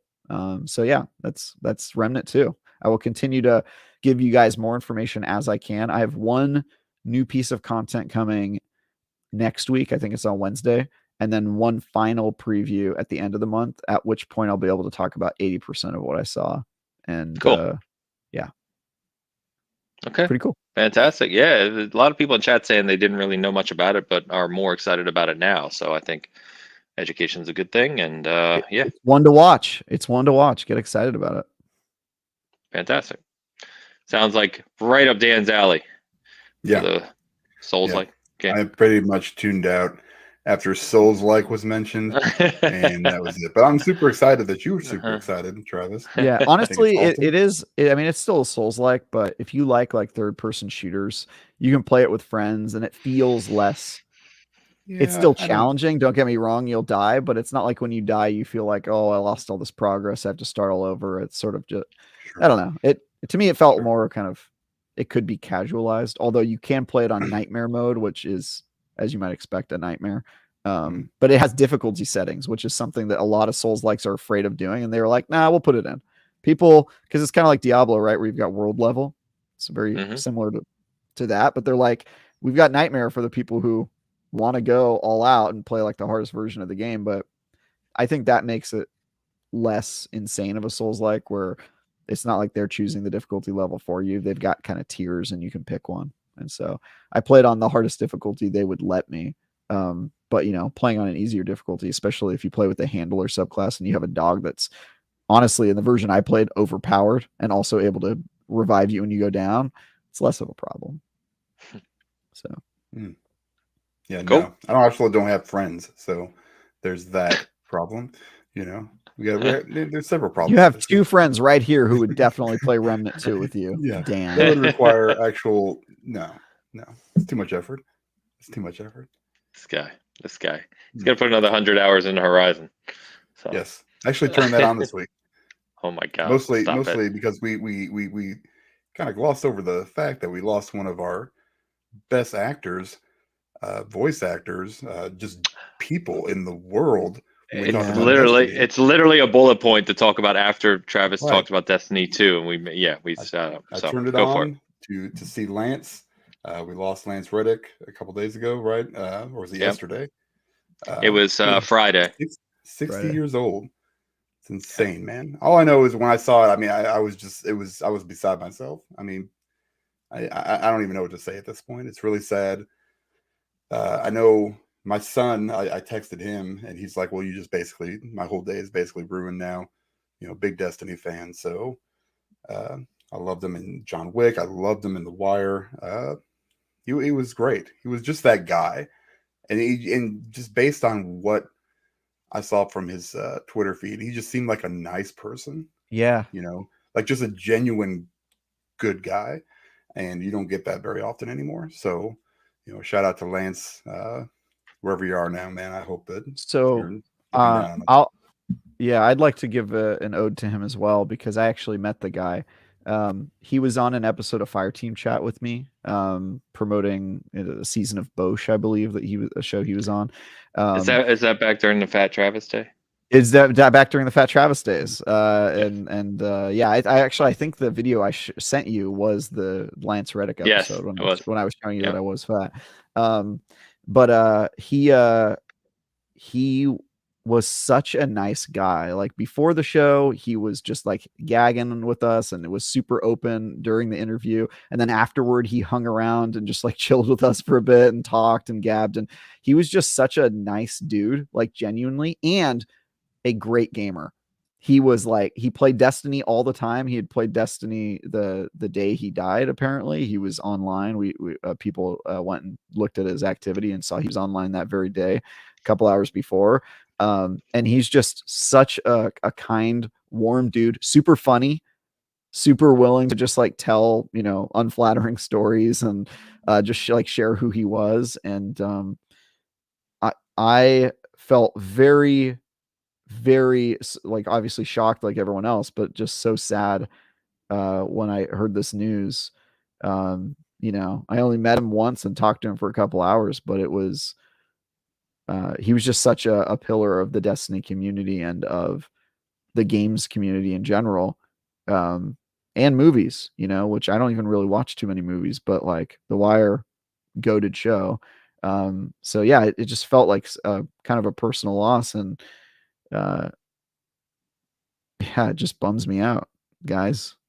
Yeah, it's yeah, it was you guys said it was a surprise, it was a shock, it was disappointing. I was at Comic-Con on Friday, and my stepson, sure enough, Destiny player, as I've mentioned many times, he goes, Zavala died, and I was like, what do you mean? And he's like, the actor who plays Zavala. I was like, Lance Reddick? I was like, no way. I was like, he was just posting on Twitter yesterday. Like, I literally just read something from him. Sure enough. And like you guys said, I think one of the things I'm kind of cautious of for me personally is like, you know, there's some actors we grew up, especially from the 80s, Dan, that aren't very good people. Right? It's like you grew up No. loving their movies and watching their movies and, you know, idolizing them, and then you kind of discover them in real life and their beliefs and the way they, you know, I don't have to say anymore, but they're just not good You people. subtweeting about Mel Gibson? Is that what this is? No. There's an example. But you know, Lance, as you guys already said, seemed a genuinely good person, and everyone who I've seen interact with him, like yourself, Travis, or anyone else, has said he was awesome. And so it's yet another. I feel like we talk about this a lot. A stark reminder that life is fleeting, and you know, take care of those around you, those you love, and live life to the fullest, because you just never know. And I know a lot of people say that, and it's easy to go, you know, it's easy to say that and then just go right back into your daily routine, but it's 100% true, and I will remind people of that frequently. So yeah, shout out to Lance, shout out to his family. I know that his family posted yesterday, I believe, or his wife did, someone very close to him, I'm sorry, I don't know exactly, but basically saying they've been overwhelmed by the you know, the geek community, basically the gamers, and, you know, everyone who's into that, basically reaching out and just, you know, honoring him in their own ways. And I know they were doing that in Destiny. Yeah, And if they you were visiting his character in Destiny and holding vigils Yeah. in front of it, which was just so heartwarming. It made me Tons of feel them. yeah, awesome. tons of them. It made me I went to the tower that night too, and I just saw the groups out there. I was just like, sometimes gamers do be good folk. Yeah, yeah. And if you don't know who we're talking about, he was in. I actually looked up like his kind of a biography, if you will, of a discography, I guess you could say, of all the things he's been in. He has been in more things than you could possibly imagine. Like between TV shows, movies, and games, he's in all kinds of stuff. He was in Rick and Morty once. He was in all Yeah. kinds of shows like I never you know, would even think that he was in. So trust me, if you don't know who we're talking about, you have seen or heard him at some point. I can Yeah. almost guarantee it. It's his Yeah. voice. It's so iconic. If you guys want something in chat to go watch and make you laugh super hard, go. I think it's a Funny or Die video with him where he's like a toy store manager. If you haven't seen it yet, go I watch it. haven't. It's freaking hilarious. Slightly crude, but amazing. Like amazing. It's Lance Reddick when you hear that iconic, you know, just the cadence of his voice, and he's a manager of a toy store. It's awesome. It's amazing. It's my Can favorite. It's you one of my favorite things he's done. put a I can reminder in find it. our Bitcast DM, please? Yeah. I'll see if I can find Okay. it. I I'll want send it to him. watch his appearance on the Eric Andre show, which is just Yeah, insane. Toys Are Me. That's what it was. And Toys then Are Me. Okay. I really liked him in Corporate. It's a Comedy Central show. It's a little nihilistic, and he plays the CEO of the corporation, and he's like a psychopath who will like literally kill people, over the most asinine things, and he's scary in that show. He was so good, man. He's gonna be missed so much. Yeah, big time. Big time. Good call out, Dan. I'm frustrated. I missed that earlier in our notes here, so good shout out there. All right. So a couple of things we didn't get to last week, that because of the game show that we didn't talk about is the Starfield news. So I want to touch on that just really quick. So Starfield is going to release in September now. That's the new release date. And they are going to hold an event on June 11th, which will probably be another one of those kind of Todd Howard-like presentations, going into more of Starfield and what's been done with the time and how it's polished, etc. And I have to imagine June 11th being the day that's going to coincide with either Xbox's showcase or that E3 week, which I should be out there for. Should be good. By the way, Travis, I am booking to go out there, so you better come up and hang out. I've not booked any work for that week, but there's still time. We'll see. Okay. So really not big news here. I saw, again, there's people that are upset that it's not releasing before June because of the whole showcase last year and everything's going to release in the next 12 months type thing. But in my opinion, guys, this couldn't be more perfect. The delay doesn't bother me at all. Not even a little bit. And I think that September for this game is perfect. It kind of has maybe the first kind of gigantic release of the 2023 fall season. And I think it gets it away from June, which quite frankly, June is stacked. And it's not to say that other games would have impeded Starfield's success. But I think with Diablo already releasing in June, Street Fighter 6 releasing in June, you've got Final Fantasy 16 just before that at the end of May. It's already a very stacked time. So personally, for me, I love this news. And if it gives them more time to kind of kill more of those famous Bethesda bugs, then I'm all for it. I think Tears of the Kingdom are also late May, right? It's May 12th, maybe. Is that early? Off memory. I may be wrong. But yeah, so anyway, May and June are stacked, right? So I think this is just a really good spot for it, and I'm excited, and I'm actually glad that they're going to get more time to polish it up. I just want, I just don't want it to hit like right where Spider-Man 2 does. I don't know when that's coming out yet. But if it hits, it's an 8-hour game, dude. You'll get through. Well, Spider-Man no, it's 2. not. Because you don't know how to play single-player games because you're so stuck in Destiny. Listen, it's easy. That game is super short. Spider-Man 2 will be at least a 50-hour game. Just because 50? What are you doing in it? Gosh, in Spider-Man, between Spider-Man and Miles, I probably got over 200 hours. I know that it takes you a while. What are you That doing? doesn't make any sense. I played it several times too. That doesn't make any sense. I got the platinum. I've done everything. Do you die? Is like my favorite superhero of all time. There's no. Do you die every time you encounter an enemy? Same day, Starfield goes here. That I will get to eventually when Spider-Man 2 is finished, because that'll be number one. That's my most anticipated game this year. I'm not saying it's. I'm not expecting. I'm expecting greatness from Starfield. Like in my head, I'm like, this better be awesome. I really want this to be great. But in reality, in my heart, I'm just like, this is gonna kill me because it's another Bethesda game. But we'll see. I'm not gonna pass judgment. I'm gonna, they've got plenty of time. Hopefully, it's awesome and it releases in a good state. Even a good state. Like it doesn't have to be perfect because that's what Bethesda is. I mean, you never get it. Never. So, Dan said, Tal said, Dan, 200 hours. What the hell are you doing? I've played it several times over. That's between two games too, also. And okay, but don't tell me it's not an 8-hour game because you played it 50 times. That doesn't make any sense. You can make a lot of games 8-hour games if you really want to. There's guys that speedrun Souls-likes in like an hour or two. That's fine. Those are vastly different things. Well, yeah. That's basically what you're doing. You're not enjoying it. You're basically shoving the food in your mouth and just like. And that's all. That's not true. I enjoyed Spider-Man. You got to savor the flavor. I enjoyed Spider-Man and I beat it in one sitting. It was great. Yeah. I played it. I got through the story. I went, this is awesome. Look, there's some Jews hanging out on Saturday. I was like, that's cool. And then I left. Ridiculous. I'm actually in between you guys, but this is quite funny. Honestly, you gotta enjoy it a little bit. I'm sure you're in between us, but you're closer to 8 hours than 200. Are you not?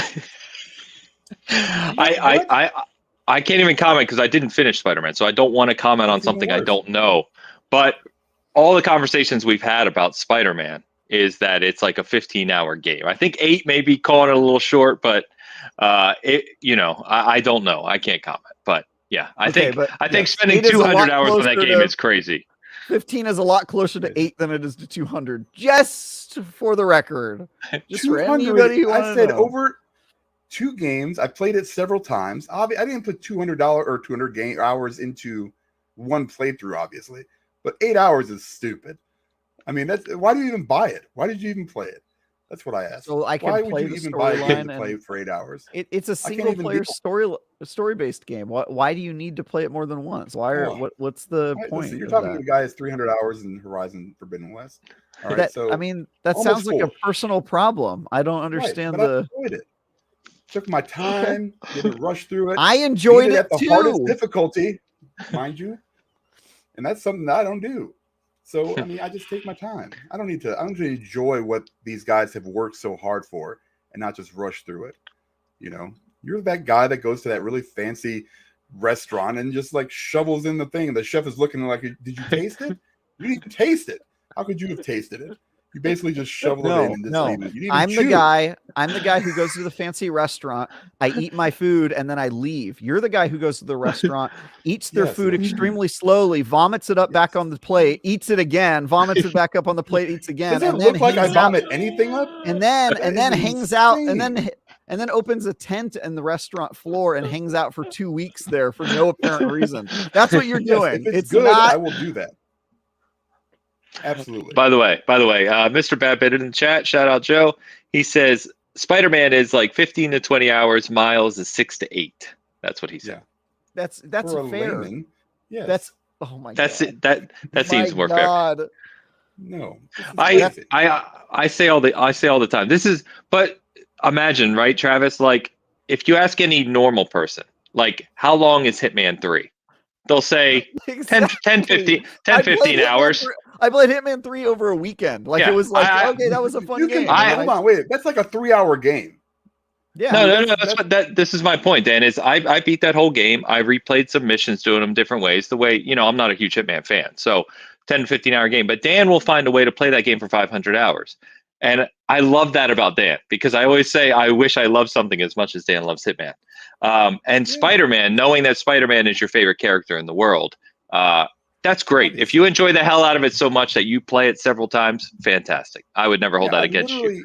Right before the show started, I pre-ordered every single Funko Pop from the new Across the Spider-Verse, all of them, exclusives, everything. There's like 15 or 20 of them. I have them all coming. I have all of them, mind you, from the Miles Morales game. I have them all sitting upstairs, including exclusives. I have one that's worth $120. That's my big collection. I love Spider-Man. I love Miles especially, because he is a different kind of a character than Peter Parker ever was. So I love that guy. But, as far as games go, I mean, there's no reason to pay $60 so you can spend 8 hours with something. That's ridiculous. And one thing you will never get criticism from me on is buying merchandise to support something you love. I would like to update my restaurant metaphor. In addition to doing everything that I said Dan does as before, he also brings a collection of dolls with him to the restaurant. I do not bring dolls with me. Just to add to the visual. That's the only collectibles that I own. Of this regurgitated feast where he camps out. He also has dolls with him, in case anybody was wondering. All right. So I sit there and play the bobblehead. Right. So Starfield. Yeah. Starfield. That's where we were. This is where we were. Honestly, Dan, I don't think there's any chance in hell that we see Spider-Man in September. I think that Spider-Man, in my opinion, obviously going to be a major release for PlayStation, right? I mean, Spider-Man, I've said it many times, it's our best-selling first-party game in all time. The original Spider-Man. So this is going to be gigantic.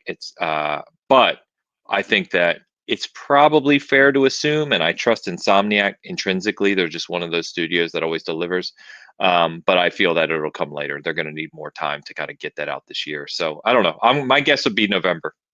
That's going to be my guess For Spider-Man. for Spider-Man. Yeah, for sure. I mean, I'm hoping it pushes it back.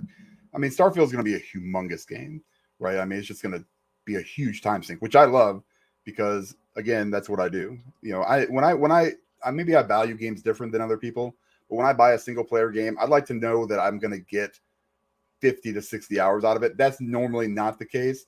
It's usually closer to 20 to 40. Like for just a regular single player game, I don't play it super fast, any games really. So, like a Yakuza game, you know, I can pay $60 for that. I mean, I bought Yakuza 0 for like $5. I mean, I can't, like, that's how the value translates for me. So stuff like Starfield or Skyrim or Fallout, you know, I got, you know, a ton of value for myself out of those kind of games. And I'm, you know, so I'm looking forward to Starfield. I think it's, you know, I'm glad they pushed it back again. Hopefully that'll fix any other, you know, bugs that were, you know, really prevalent, at least the big ones. And I'm excited to see what it's about. But I mean, at this point, this thing needs to come out and just smash. I mean, I just want it to kill. Yeah, I think we all do, and I think you're right. I think the expectations for this game are through the roof. But there is a distinct irony in this conversation, Dan. Is that the irony is you're describing your experience of single player games and wanting value and time out of those games, which I can certainly appreciate. But if there are any single player games that have near endless replay value, I would say that major Bethesda RPGs are probably damn near the top. Never mind that this game's on Game Pass. So if you're talking about value to hours spend, this game would probably destroy Spider-Man by a huge margin if you remove the brand love, right? I'm talking about game design. Yeah, I think more people will play that game for sure. More people. Starfield. I mean, no, I just meant like if your concern is time to value, right? Oh, no. I'm not. I'm buying Starfield. There's no Game Pass thing on it. I mean, that's stupid. Because I don't play. I mean, I don't play anything else on Game Pass. You know, all that getting this 1 month would confirm to me was that I should just buy the games because I really, you know, like last year I think I bought like 3 or 4. You know, but it's.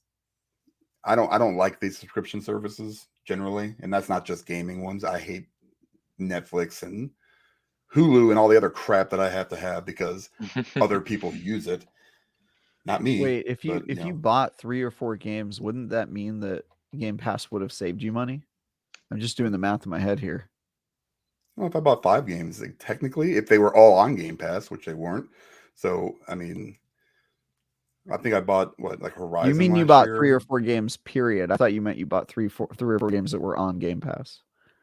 No. I don't think I bought that many on Game Pass that ended up being on Game Pass initially, at least at launch. Because I also have FOMO of, you know, getting it. You know, you got to get it right. Yeah, I can't wait for any games to come, you know, in 3 months, you know, to play them because then by that time they're either all spoiled or, you know, I miss out on all that stuff. So I like to have it day one, regardless of where it is. You know, I'm just not that guy. I just can't stand subscription services. So I try to. I've been, like I said, I've been limiting my subscription intake. But then they you know, these guys know what they're doing. You don't think Netflix and Hulu and everybody gets together and just says, "Hey, we'll take this one, you take this one." Then they'll have to subscribe to all of us. You know, and they know what they're doing. They know what they're doing. Like, you know, I was about to get rid of Apple TV.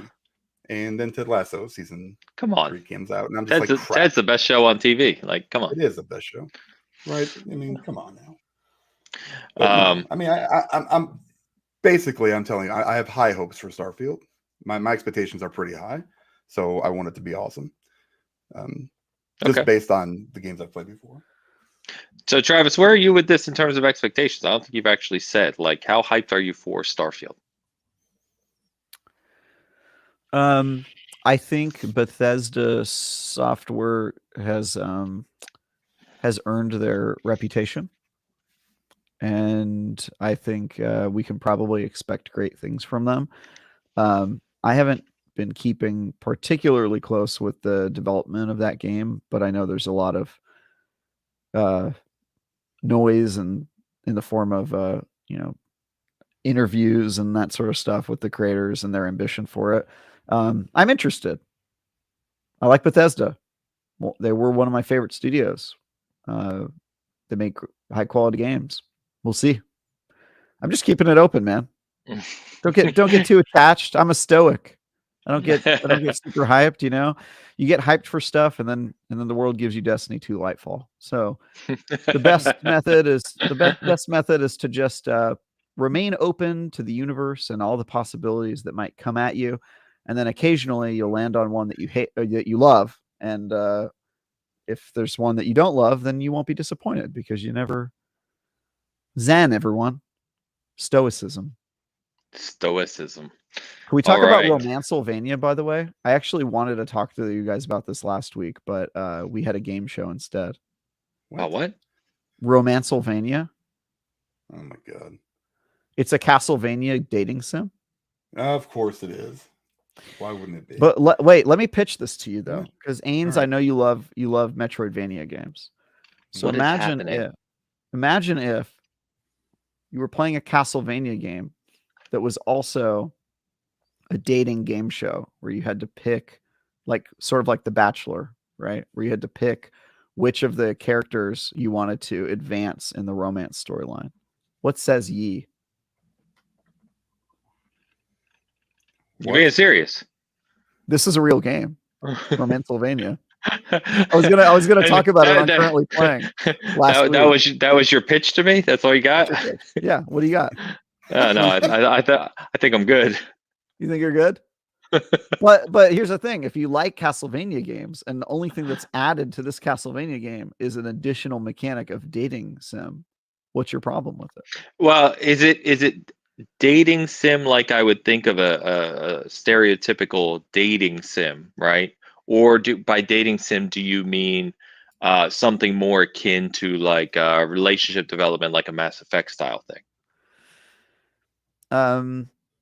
I mean, I would argue that the relationship development for Mass Effect is a dating sim mechanic, and that they actually borrowed a lot from the genre.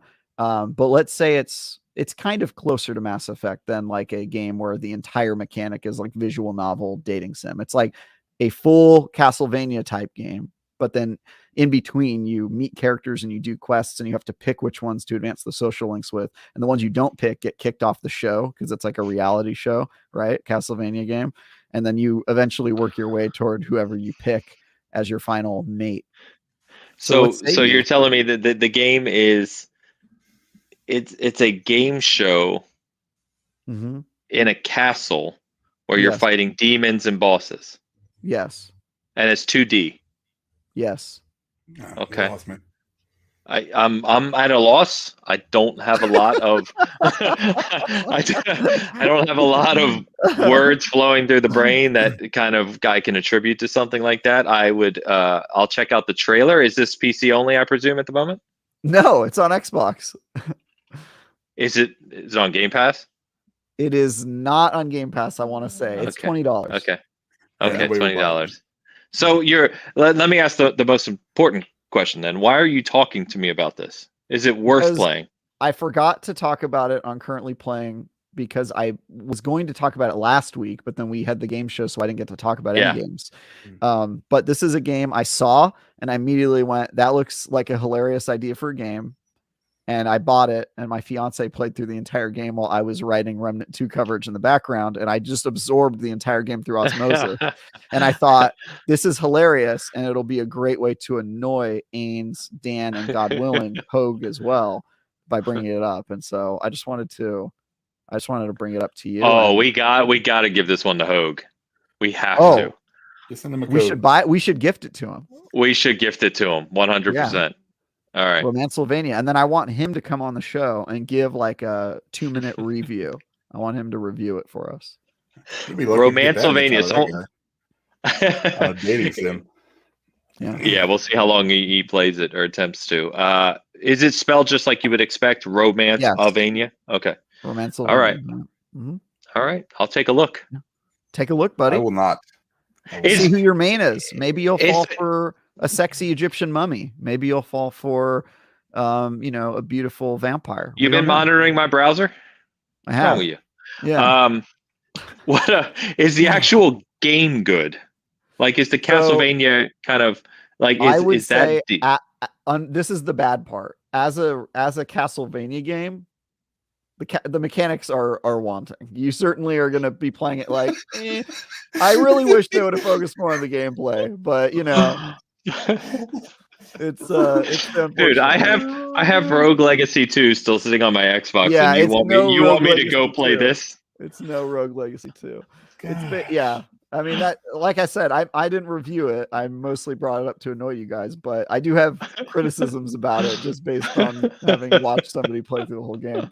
I will say, fully voice acted, which is rare in the dating sim world, and the writing's pretty good, which always helps with the dating sim. But I love the idea of mixing dating sim with other well-established and loved genre. And I think if you did both of those things right, you could have a really big hit on your hand and get more people into this genre that I think is underrated. And I think Mass Effect as a series and BioWare as a developer has actually tapped into that at times. A lot of their games are basically dating sims that also are RPGs that are very good. And You're not wrong. yeah, I think that's part of their secret success and their alchemical process. And I think there's a lot of opportunity to do that with other genres. And I think Castlevania game is a pretty unique one to pick. So our chat Pampa says, "My God, Hoag's still recovering. Leave him alone." And Midnight Jury said, "Hoag is supposed to keep his blood pressure down." I gave Hoag one show where I didn't attack him or question the things he said. And my feedback I got from him from that was, I wish somebody would take the gloves off and treat me like normal. And I, as somebody who's also had medical issues, I appreciate that. And so the grace period for Hoag is over. My goal now is to give him another stroke with my opinions. Sorry guys. I love the guy, but the gloves are off and now he's just a human again. Eleanor says, "I'll pay you all if you play it and give it reviews." Honestly, I would do that. I don't have time to play it and give it a review. I'm already behind on coverage, but I will take a look at it. Man. All right. Well, I'm glad you brought that up. That was worth a laugh, at least. I'll take a look at the trailer later. All right. I was supposed to segue from Starfield to Redfall, and we went to Romancevania instead. But sorry, guys. But it has vampires, so it's a perfect segue. It is a good segue. Speaking of vampires, how about Redfall? Yeah. We got the story trailer this week. This game is closer than you may realize. It's only 6 weeks away from release, May 2nd, which means we'll get reviews in 5 weeks or so. The story trailer showed off a few things that we haven't seen before, including what they look like, kind of ultra boss vampires, right? The big bads, they're calling them. So there's a few like named big, I guess, again, boss style enemies you're going to fight. It also showed a lot of new kind of mechanics in terms of combat, which I think was needed because I think people were kind of wondering where the arcane presence in the combat was coming in this game. And this story trailer, if you checked it out, kind of showed a bit of that. So I've already been hyped for this game. I never doubt Arcane. I really trust in what they do. And I think that the more I see of this, the more I'm starting to really kind of see what they're going for. And I think this could hit pretty well. I'm excited for it. Yeah. I think I said in the January showcase that it was the game I was least excited for out of the 5 that they showed. Right. And I think they've done a pretty good job at making me recover from that position because everything they've shown, I still have some questions about the gameplay. The shooting mechanics seem a little wanting to me, which is surprising given that Arcane is usually pretty damn good with their combat. So I still have some questions about that, but they've at least made my hype recover a little bit. I'm a little more optimistic about it, but this is sort of like, I put this in the category of Starfield stoicism, where I'm just sort of in a wait and see. I'm going to play it. Hopefully I'll love it. Fair enough. Dan, where you at? That's probably about the same. I love Arcane. This comes out literally on the day I go on my vacation, so I'll have to wait till I get back. But anything single player from Arcane, I'll give it a shot, and I'll usually like. I mean, actually, I haven't been a whole lot that I disliked. They've proven themselves over and over again. So I'm not a huge, fan of the vampire thing, but that's fine. I mean, as long as they do it right, and I think they can pull it off, we'll see how it goes, man. I mean, I'm ready for it. I've Cool. been excited about this one since they've released it or announced it. So bring it on, man. Yeah. Someone asked how many levels does it have? I think maybe that's about Romancevania because Redfall's an open world, so yeah. Yeah. I'm not sure. I wasn't paying super close attention, but it had a lot more meat on the bones than I thought. I think it took my fiance like 20 hours to get through it. And then it has different paths you can take because you're voting characters off the dating show. And so basically from the outset, you could end up with characters completely different that were in they can make it all the way to the end or get out of the game really early. And so that kind of changes your pathing a little bit. So it's got pretty decent replayability potential. And a lot more content than I expected. There's also lots of like Castlevanias, all good Castlevanias. You can go to areas before you have powers because you play Count Dracula, whose powers have been drained from them. They can be a guy or a girl so that you have different romance options. And then you are steadily getting it back. So you go to an area and you can't get up on this ledge because you don't have double jump. And then later when you get double jump, you can back pedal and then get up there. And so it's got like that typical Castlevania, Metroidvania format. So yeah, a lot more meat on the bones than I expected, and a lot of different kind of branching options. So it's longer than Spider-Man then. Interesting. I think it probably would take me longer, but that's not a statement about quality. I mean, I enjoyed my time with Spider-Man. It was a very lean but very awesome period of time. And I don't want anybody to misinterpret game length as a diss. I think some of my favorite experiences are really short. Forgotten City last year was like one of my favorite games ever. You can beat that in a single sitting. And to me, it's about an efficient use of my time. Sometimes I get annoyed when a game doesn't respect my time and takes a really long time to beat and isn't worth it. If you're 150 hours long, you better be worth that 150 hours, right? Xenoblade Chronicles, great example. Fair enough. All right, boys. The only other thing, Resident Evil 4 remake comes out this week. Highly anticipated. Reviews are through the roof. So it looks like that team over at Capcom is firing on all cylinders, man. They've just been crushing it.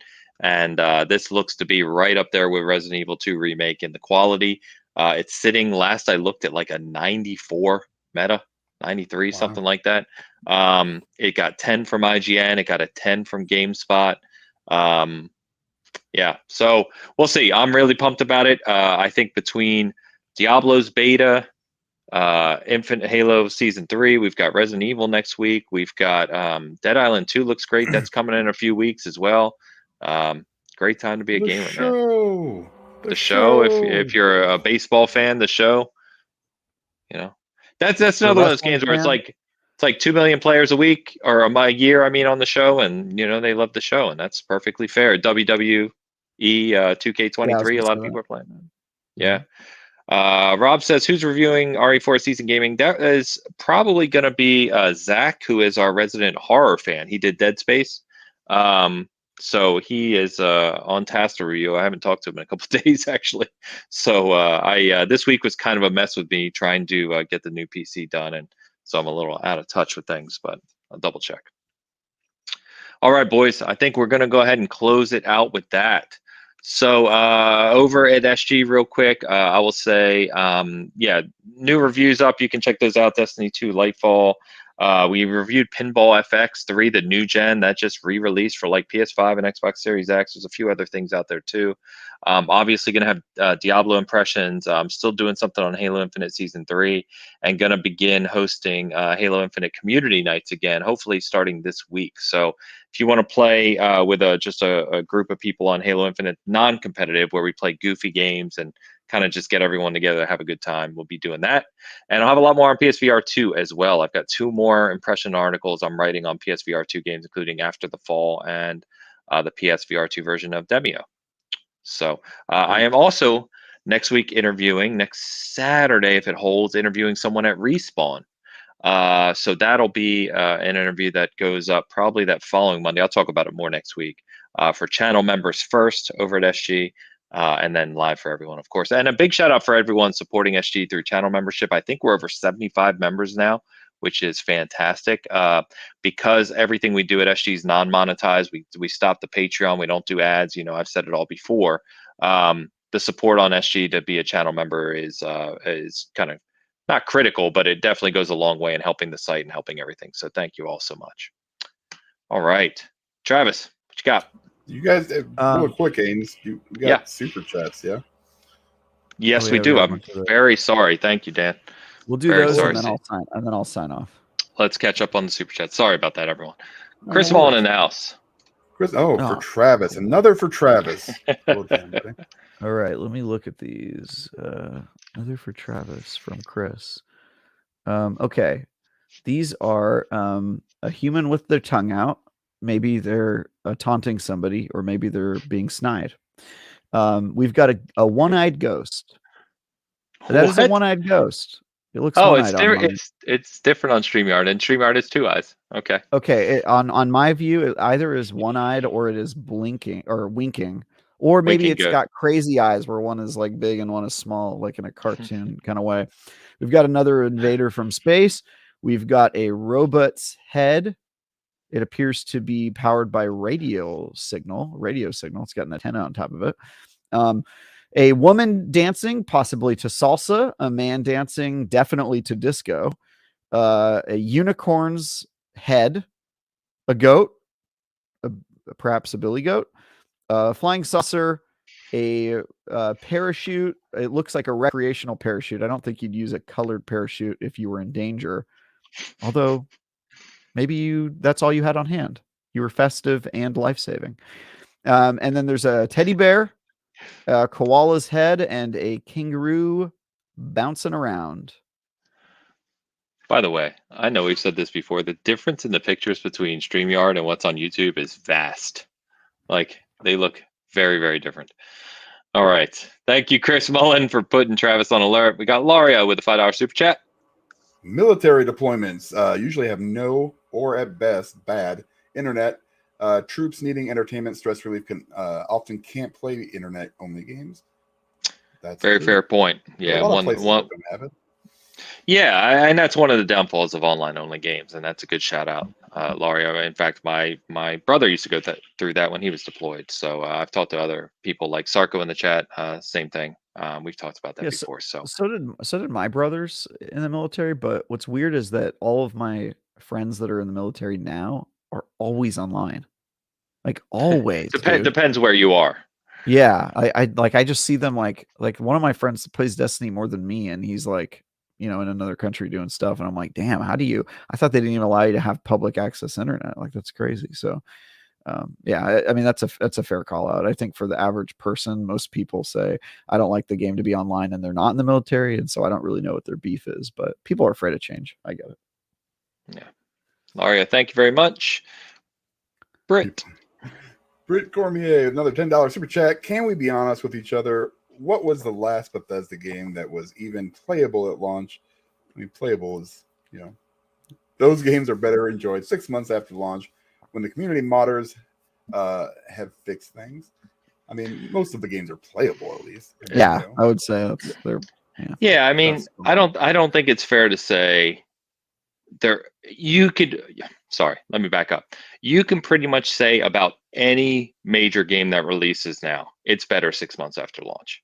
If you want to enjoy the vast majority of this game at release, you're going to be able to do that. Sure, there'll be some bugs, I'm sure. Sure, it'll be better 6 months from now, but I don't think that's an argument you levy just at Bethesda games. But let's be fair, Bethesda kind of trailblazed it. Without a doubt. Yeah. And they're known for launching, we don't have to cover Fallout 76 or what was the other one that they had that I'm forgetting now. But yeah, I mean, I guess it's fair. And that's a personal decision, right? If you're someone who's going to get annoyed by little bugs, let's use Cyberpunk, not classic, but the modern example, right? I played that game at launch, played it for 130 hours. I had bugs, yes. Did they annoy me to where I regretted playing it at launch? Absolutely not. I'm very happy I played that at launch. You also I loved didn't the hell play out on console. Yeah. I did. I played on Series X. You did? Yeah, and PC. I played both PC and Series X. Yeah. Wow. That was And pretty let's buggy also for me on point Series this X. out. I mean, I'm not defending Bethesda, but some of their bugs are amazing. Like they're just hilarious. And normally they're not game breaking, right? It's usually just annoying little things or like can't finish a mission, like a side mission or something like that. When it starts getting into the main stuff, then you start having problems. But generally, yeah, I mean, they're Bethesda. They have that, they have it for a reason. That's why people know them. But it's fine. Yeah, I'd much rather have so 50 Bethesda level bugs than one your save file is deleted bug. Yeah, that's the Yeah, I mean, we could talk. Which happened to me in Diablo 4, by the way. The beta, I lost a level 18 character in Diablo 4. Dang it. Yeah, You're the first one I've heard say something like that. That's it was like I got disconnected, and then when I went back to the menu, it was like create new character, and I was like, so I rebooted the game, and the character was just gone. I was like, what? All right. Yeah, yikes.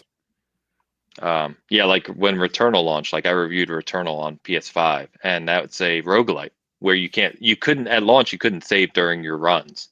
And one time I was like a 2-hour, 15-minute run because they were long, and the game crashed. It crashed a lot at launch, and it's just gone. And it's like, oh my God, you're killing me. But anyway, Brett, thank you for the super chat. Bizzle in the house. Yeah, $10. All right, use this to get Dan some Taco Bell lava tacos for his next 100 hours of Spider-Man. Thank you, Bizzle. I will be expecting that check from Ains for lava tacos.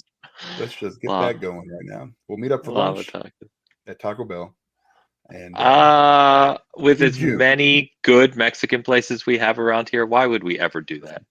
We have very good few Mexican places around Kansas here. City? That doesn't sound There's right. not a lot. There are like 2. Is it good? Yes, there are. Come on. Your guys' standard or no. I love how Travis always thinks that San Francisco has the best of everything. It's pretty comical. Have you been here though? Mexican food? That's yes, sort of our thing. I have been there and lived there.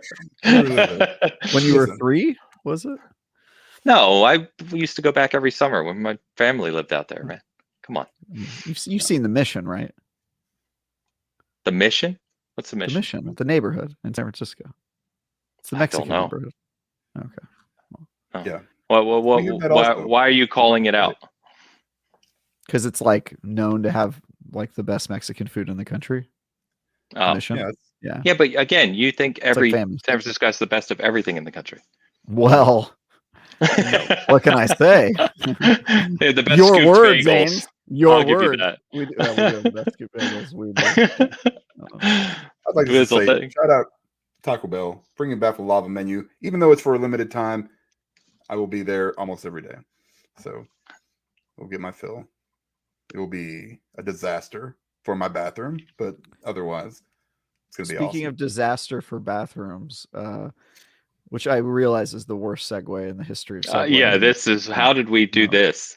The Diablo 4 people sent me a double down KFC sandwich as part of the promotional process. It's okay because Taco Bell and KFC are the same company. So good segue. Yeah. I just wanted to say that because I felt personally attacked by Activision when they sent that to my house. They sent you a double down with the bacon and the cheese and the 2 pieces of chicken? Yep. I mean, you should be happy and also, I mean, celebrating this greatness. It was horrifying. No, Jesus. Go back to your scoop tacos and your fake scooped tacos. What is that? Probably a scoop taco. You get a tortilla, you build a taco in it, and you scoop out all the ingredients out of the taco. So it's just a tortilla again. It's just a wet tortilla. Your sad Happy Meals. Your whatever the hell. Oh my God. Oh God! Frowny meals, yeah. Frowny all right. Meals, yeah, we didn't talk about Frowny meals on the show, so now you're excluding the audience. We have to talk about Mr. Charlie's. So. No, we really don't. We really don't need to talk about Mr. Charlie's. We talked about it off stream, but it's going to come up in the show. I'm going to talk about Mr. Charlie's on the show. Killing me. Bizzle, I blame you for this, but thank you for the super chat. Scoop taco is killing me. Scoop taco. Oh my God. Brett Gomier back environment or something. So I mean, it's probably going to be a hit. Now somebody's going to do it in San Francisco, and I'm going to be like, man, I should have really trademarked that. And there we are. All right. Brick Cormier with another $10 super chat. Travis, hold on, wait a minute. There's Leia, let me right do the there. emoji. That is an animate pile of fecal matter or possibly frozen yogurt. That is the after effect of the lava taco. Travis's flawed logic. If you like X game and we add Y, it is just better. I say no. I like steak, but if you add steak, poop, okay, I do not like. No, if you add animate frozen fecal matter or animate frozen yogurt, right, then he doesn't want the steak. Yes, obviously nobody would want to eat poop steak. That would be gross. And maybe in San Francisco, I don't know. They like to try new things. We wouldn't eat that. Our food is good. They probably charge $25 for it. No, be like, hey, look at this. Do that. It's good for everybody. I understand what you're saying. There's a purity to it, and you can say that the thing that you don't want is bad. I would offer the fact that what you perceive as poop is probably more akin to something you simply haven't tried yet. And so you seem, Britt, like a character I remember from a certain PhD holding Seuss writer who offered us a glimpse into green eggs and ham. That's what I would have to say. Green eggs and ham. You want a true story about green eggs and ham that'll make you laugh? True story. Kindergarten. So I'm 5 years old. I love Green Eggs and Ham as a book. Couldn't afford it because my family had no money, right? I stole it from another kid in class. Nice. And then, when you're 5 years old and you don't know what the hell you're doing, and this is back in the 80s, remember? So you had those desks where you put everything in, all your books and everything went into the desk, right? That was like all you had. So I stole it from someone else in the classroom. I put it all the way in the back of my desk and then shoved all my other stuff in front of it, thinking this is a brilliant idea. No one will ever find it, right? So then kid says his book got stolen, and they ask everyone who took it. And of course, I just sat there quiet and like the idiot I was. And they eventually pulled out everyone's desk and found the book. And then I got suspended for stealing Green Eggs and Ham as a 5-year-old. That's great. Yeah. So what you're saying is you tried Green Eggs and Ham and you ended up liking it so much that you committed a misdemeanor in order to obtain said Green Eggs and Ham. That's the moral of the story. Yeah, see, I was helping you. It was a good analogy. Should we all share a story of a time we were suspended? Dan, what were you suspended for? And I can't remember what I did yesterday. The podcast will go a lot longer. Yeah. If we have you been suspended a lot? No. I've only just one time because it's going to be sad. I mean, I called. Show appropriate, please. Show appropriate. I'm trying. So I was in Spanish class, right?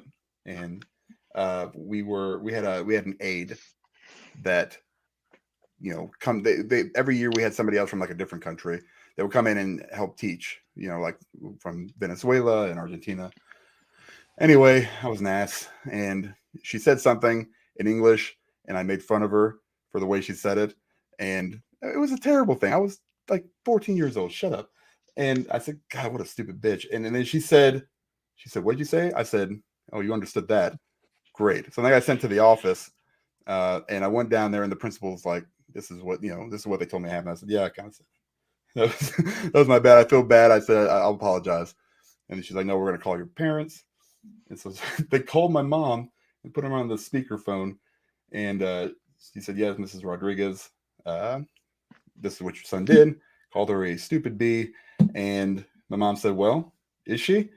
And I was like, what? And yeah, she's like, well, if my son says it, then obviously I was like, Mom, stop. Just let me take this one. This is bad news.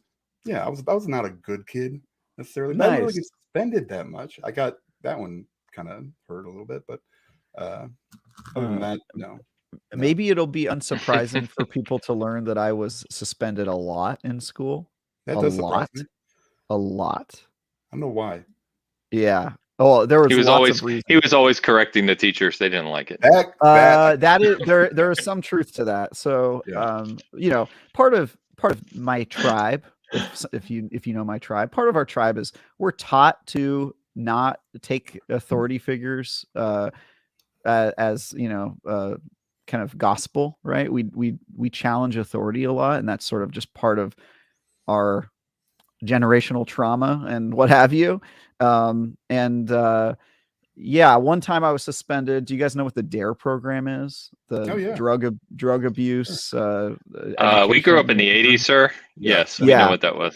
So We invented DARE. I was suspended in the 4th grade for refusing to take the DARE pledge. They brought the cop to teach us, and I called him a Nazi and said he was trying to brainwash the class. And I refused to take the DARE pledge. They were like, if you don't take the pledge, we're going to suspend you. And I said, suspend me. I'm not falling for your guys' grip. You're ahead of the curve. People should be able to make their own decisions about drugs. Look, Dan, even young Travis was a hipster. You see? Dude, seriously. Okay, I will give you this one. That was pretty hipster of me. But I've never done drugs. I've never been drunk or high in my life. But in the 4th grade, I thought it was super messed up that the cops were coming in and making everyone take this pledge, be not able to make decisions for themselves. And I was so upset with it that I stood up and refused to settle down until they ejected me from the classroom. So that was one of many times I was suspended in school. Many times. There you go. Way too funny. Well, I like the story. Story time's good. Yep.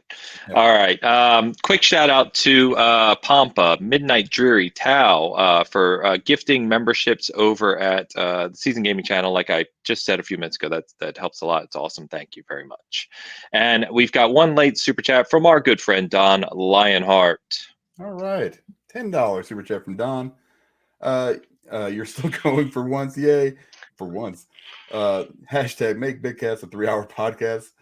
Somebody kill me. I hope everyone is doing well. Been busy a few weekends for me. Hope everyone has been well. And for Travis, oh boy, here we go. Slot machine that has just hit a jackpot.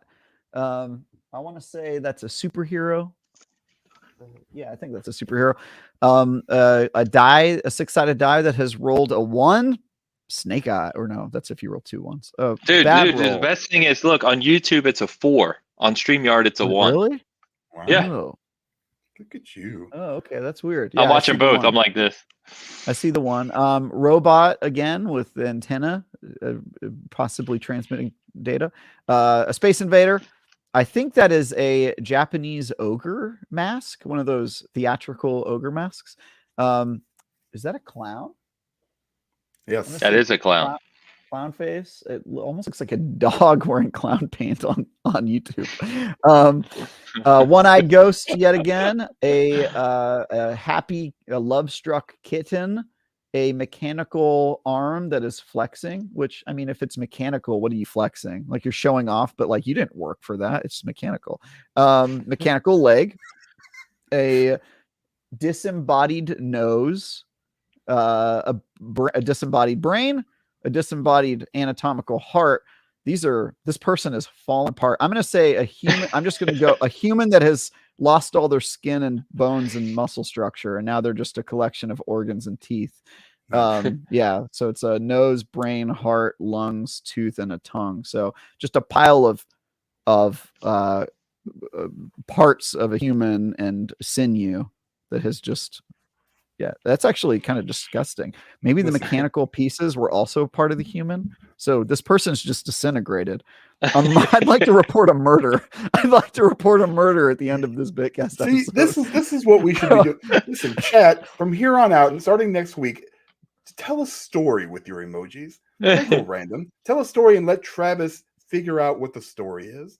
Yeah, because I feel like this one happened on accident, but like the farther I got, I was like, wait. It's like, if you see if you saw a mechanical arm on the ground, you'd be like, that's weird, but okay. If you saw a mechanical leg next to it, you'd be like, But then when you see a nose and a brain, you're like, all right, someone died here. Right. Something. Yeah. We had a fight. Maybe it's an organ donor. Between a robot. Well, why would you were donating your organs, why would you drop them all like I guess drop them all. I guess it could just be a museum of, or a chest box, a Maybe chest it's a case scoop of, body or something. Man. the farther I You got, never the know. farther I was like, or you know what? Let's do the positive one. Maybe they shed their corporeal form because they reached enlightenment and they ascended to some higher plane and they left behind the remnants of their physical form. Right. Sure. Hashtag off the rails. Thanks, Don Lionheart. Thanks. Thank you, Don. Always appreciate you, man. I hope you're doing well. All right. With that, Travis, we're going to go ahead and resume the closing we started 25 minutes ago. Hit us up. Yeah, so I've got new Remnant 2 IGN first content coming out this week. It's going to be a bit of a lighter week in terms of content, but then after that, we've got my full first hands-on preview with Remnant 2, where I can talk about everything happening the week after. Stay tuned to IGN first for all of the coverage on Remnant because it's exclusive stuff. And then I am working on my Diablo 4 beta impressions, kind of in between a review and a preview kind of situation is what we're aiming for. And then I'm covering GDC next week. I've already played a game from GDC, and then I'm going to GDC on Monday tomorrow to play a different game, and I'm going to be able to talk about both of them, and I'm going to write previews for both of them. So that is game awesome. Yeah, for those who don't know, Game Developer Conference is awesome. It's in San Francisco since a lot of the games industry is located in the Bay Area or in and around San Francisco. And it's a super cool event that IGN has a strong presence at since we are also headquartered in San Francisco.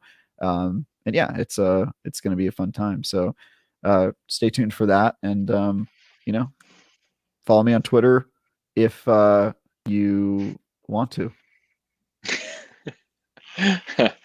All right, chat, you've been amazing today. Audio listeners, I hope us breaking up super chats into a couple segments was better for you. So appreciate the shout outs there.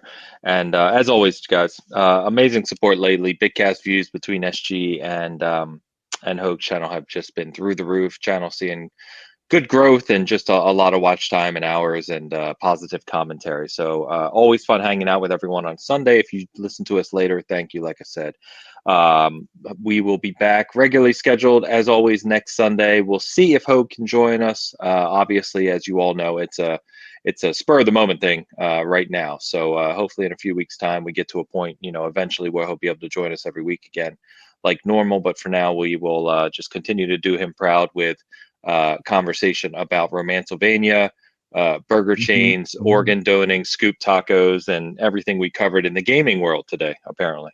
So, all right. For then, everyone have a really good week. Hope you're all doing well, and we will see you next Sunday.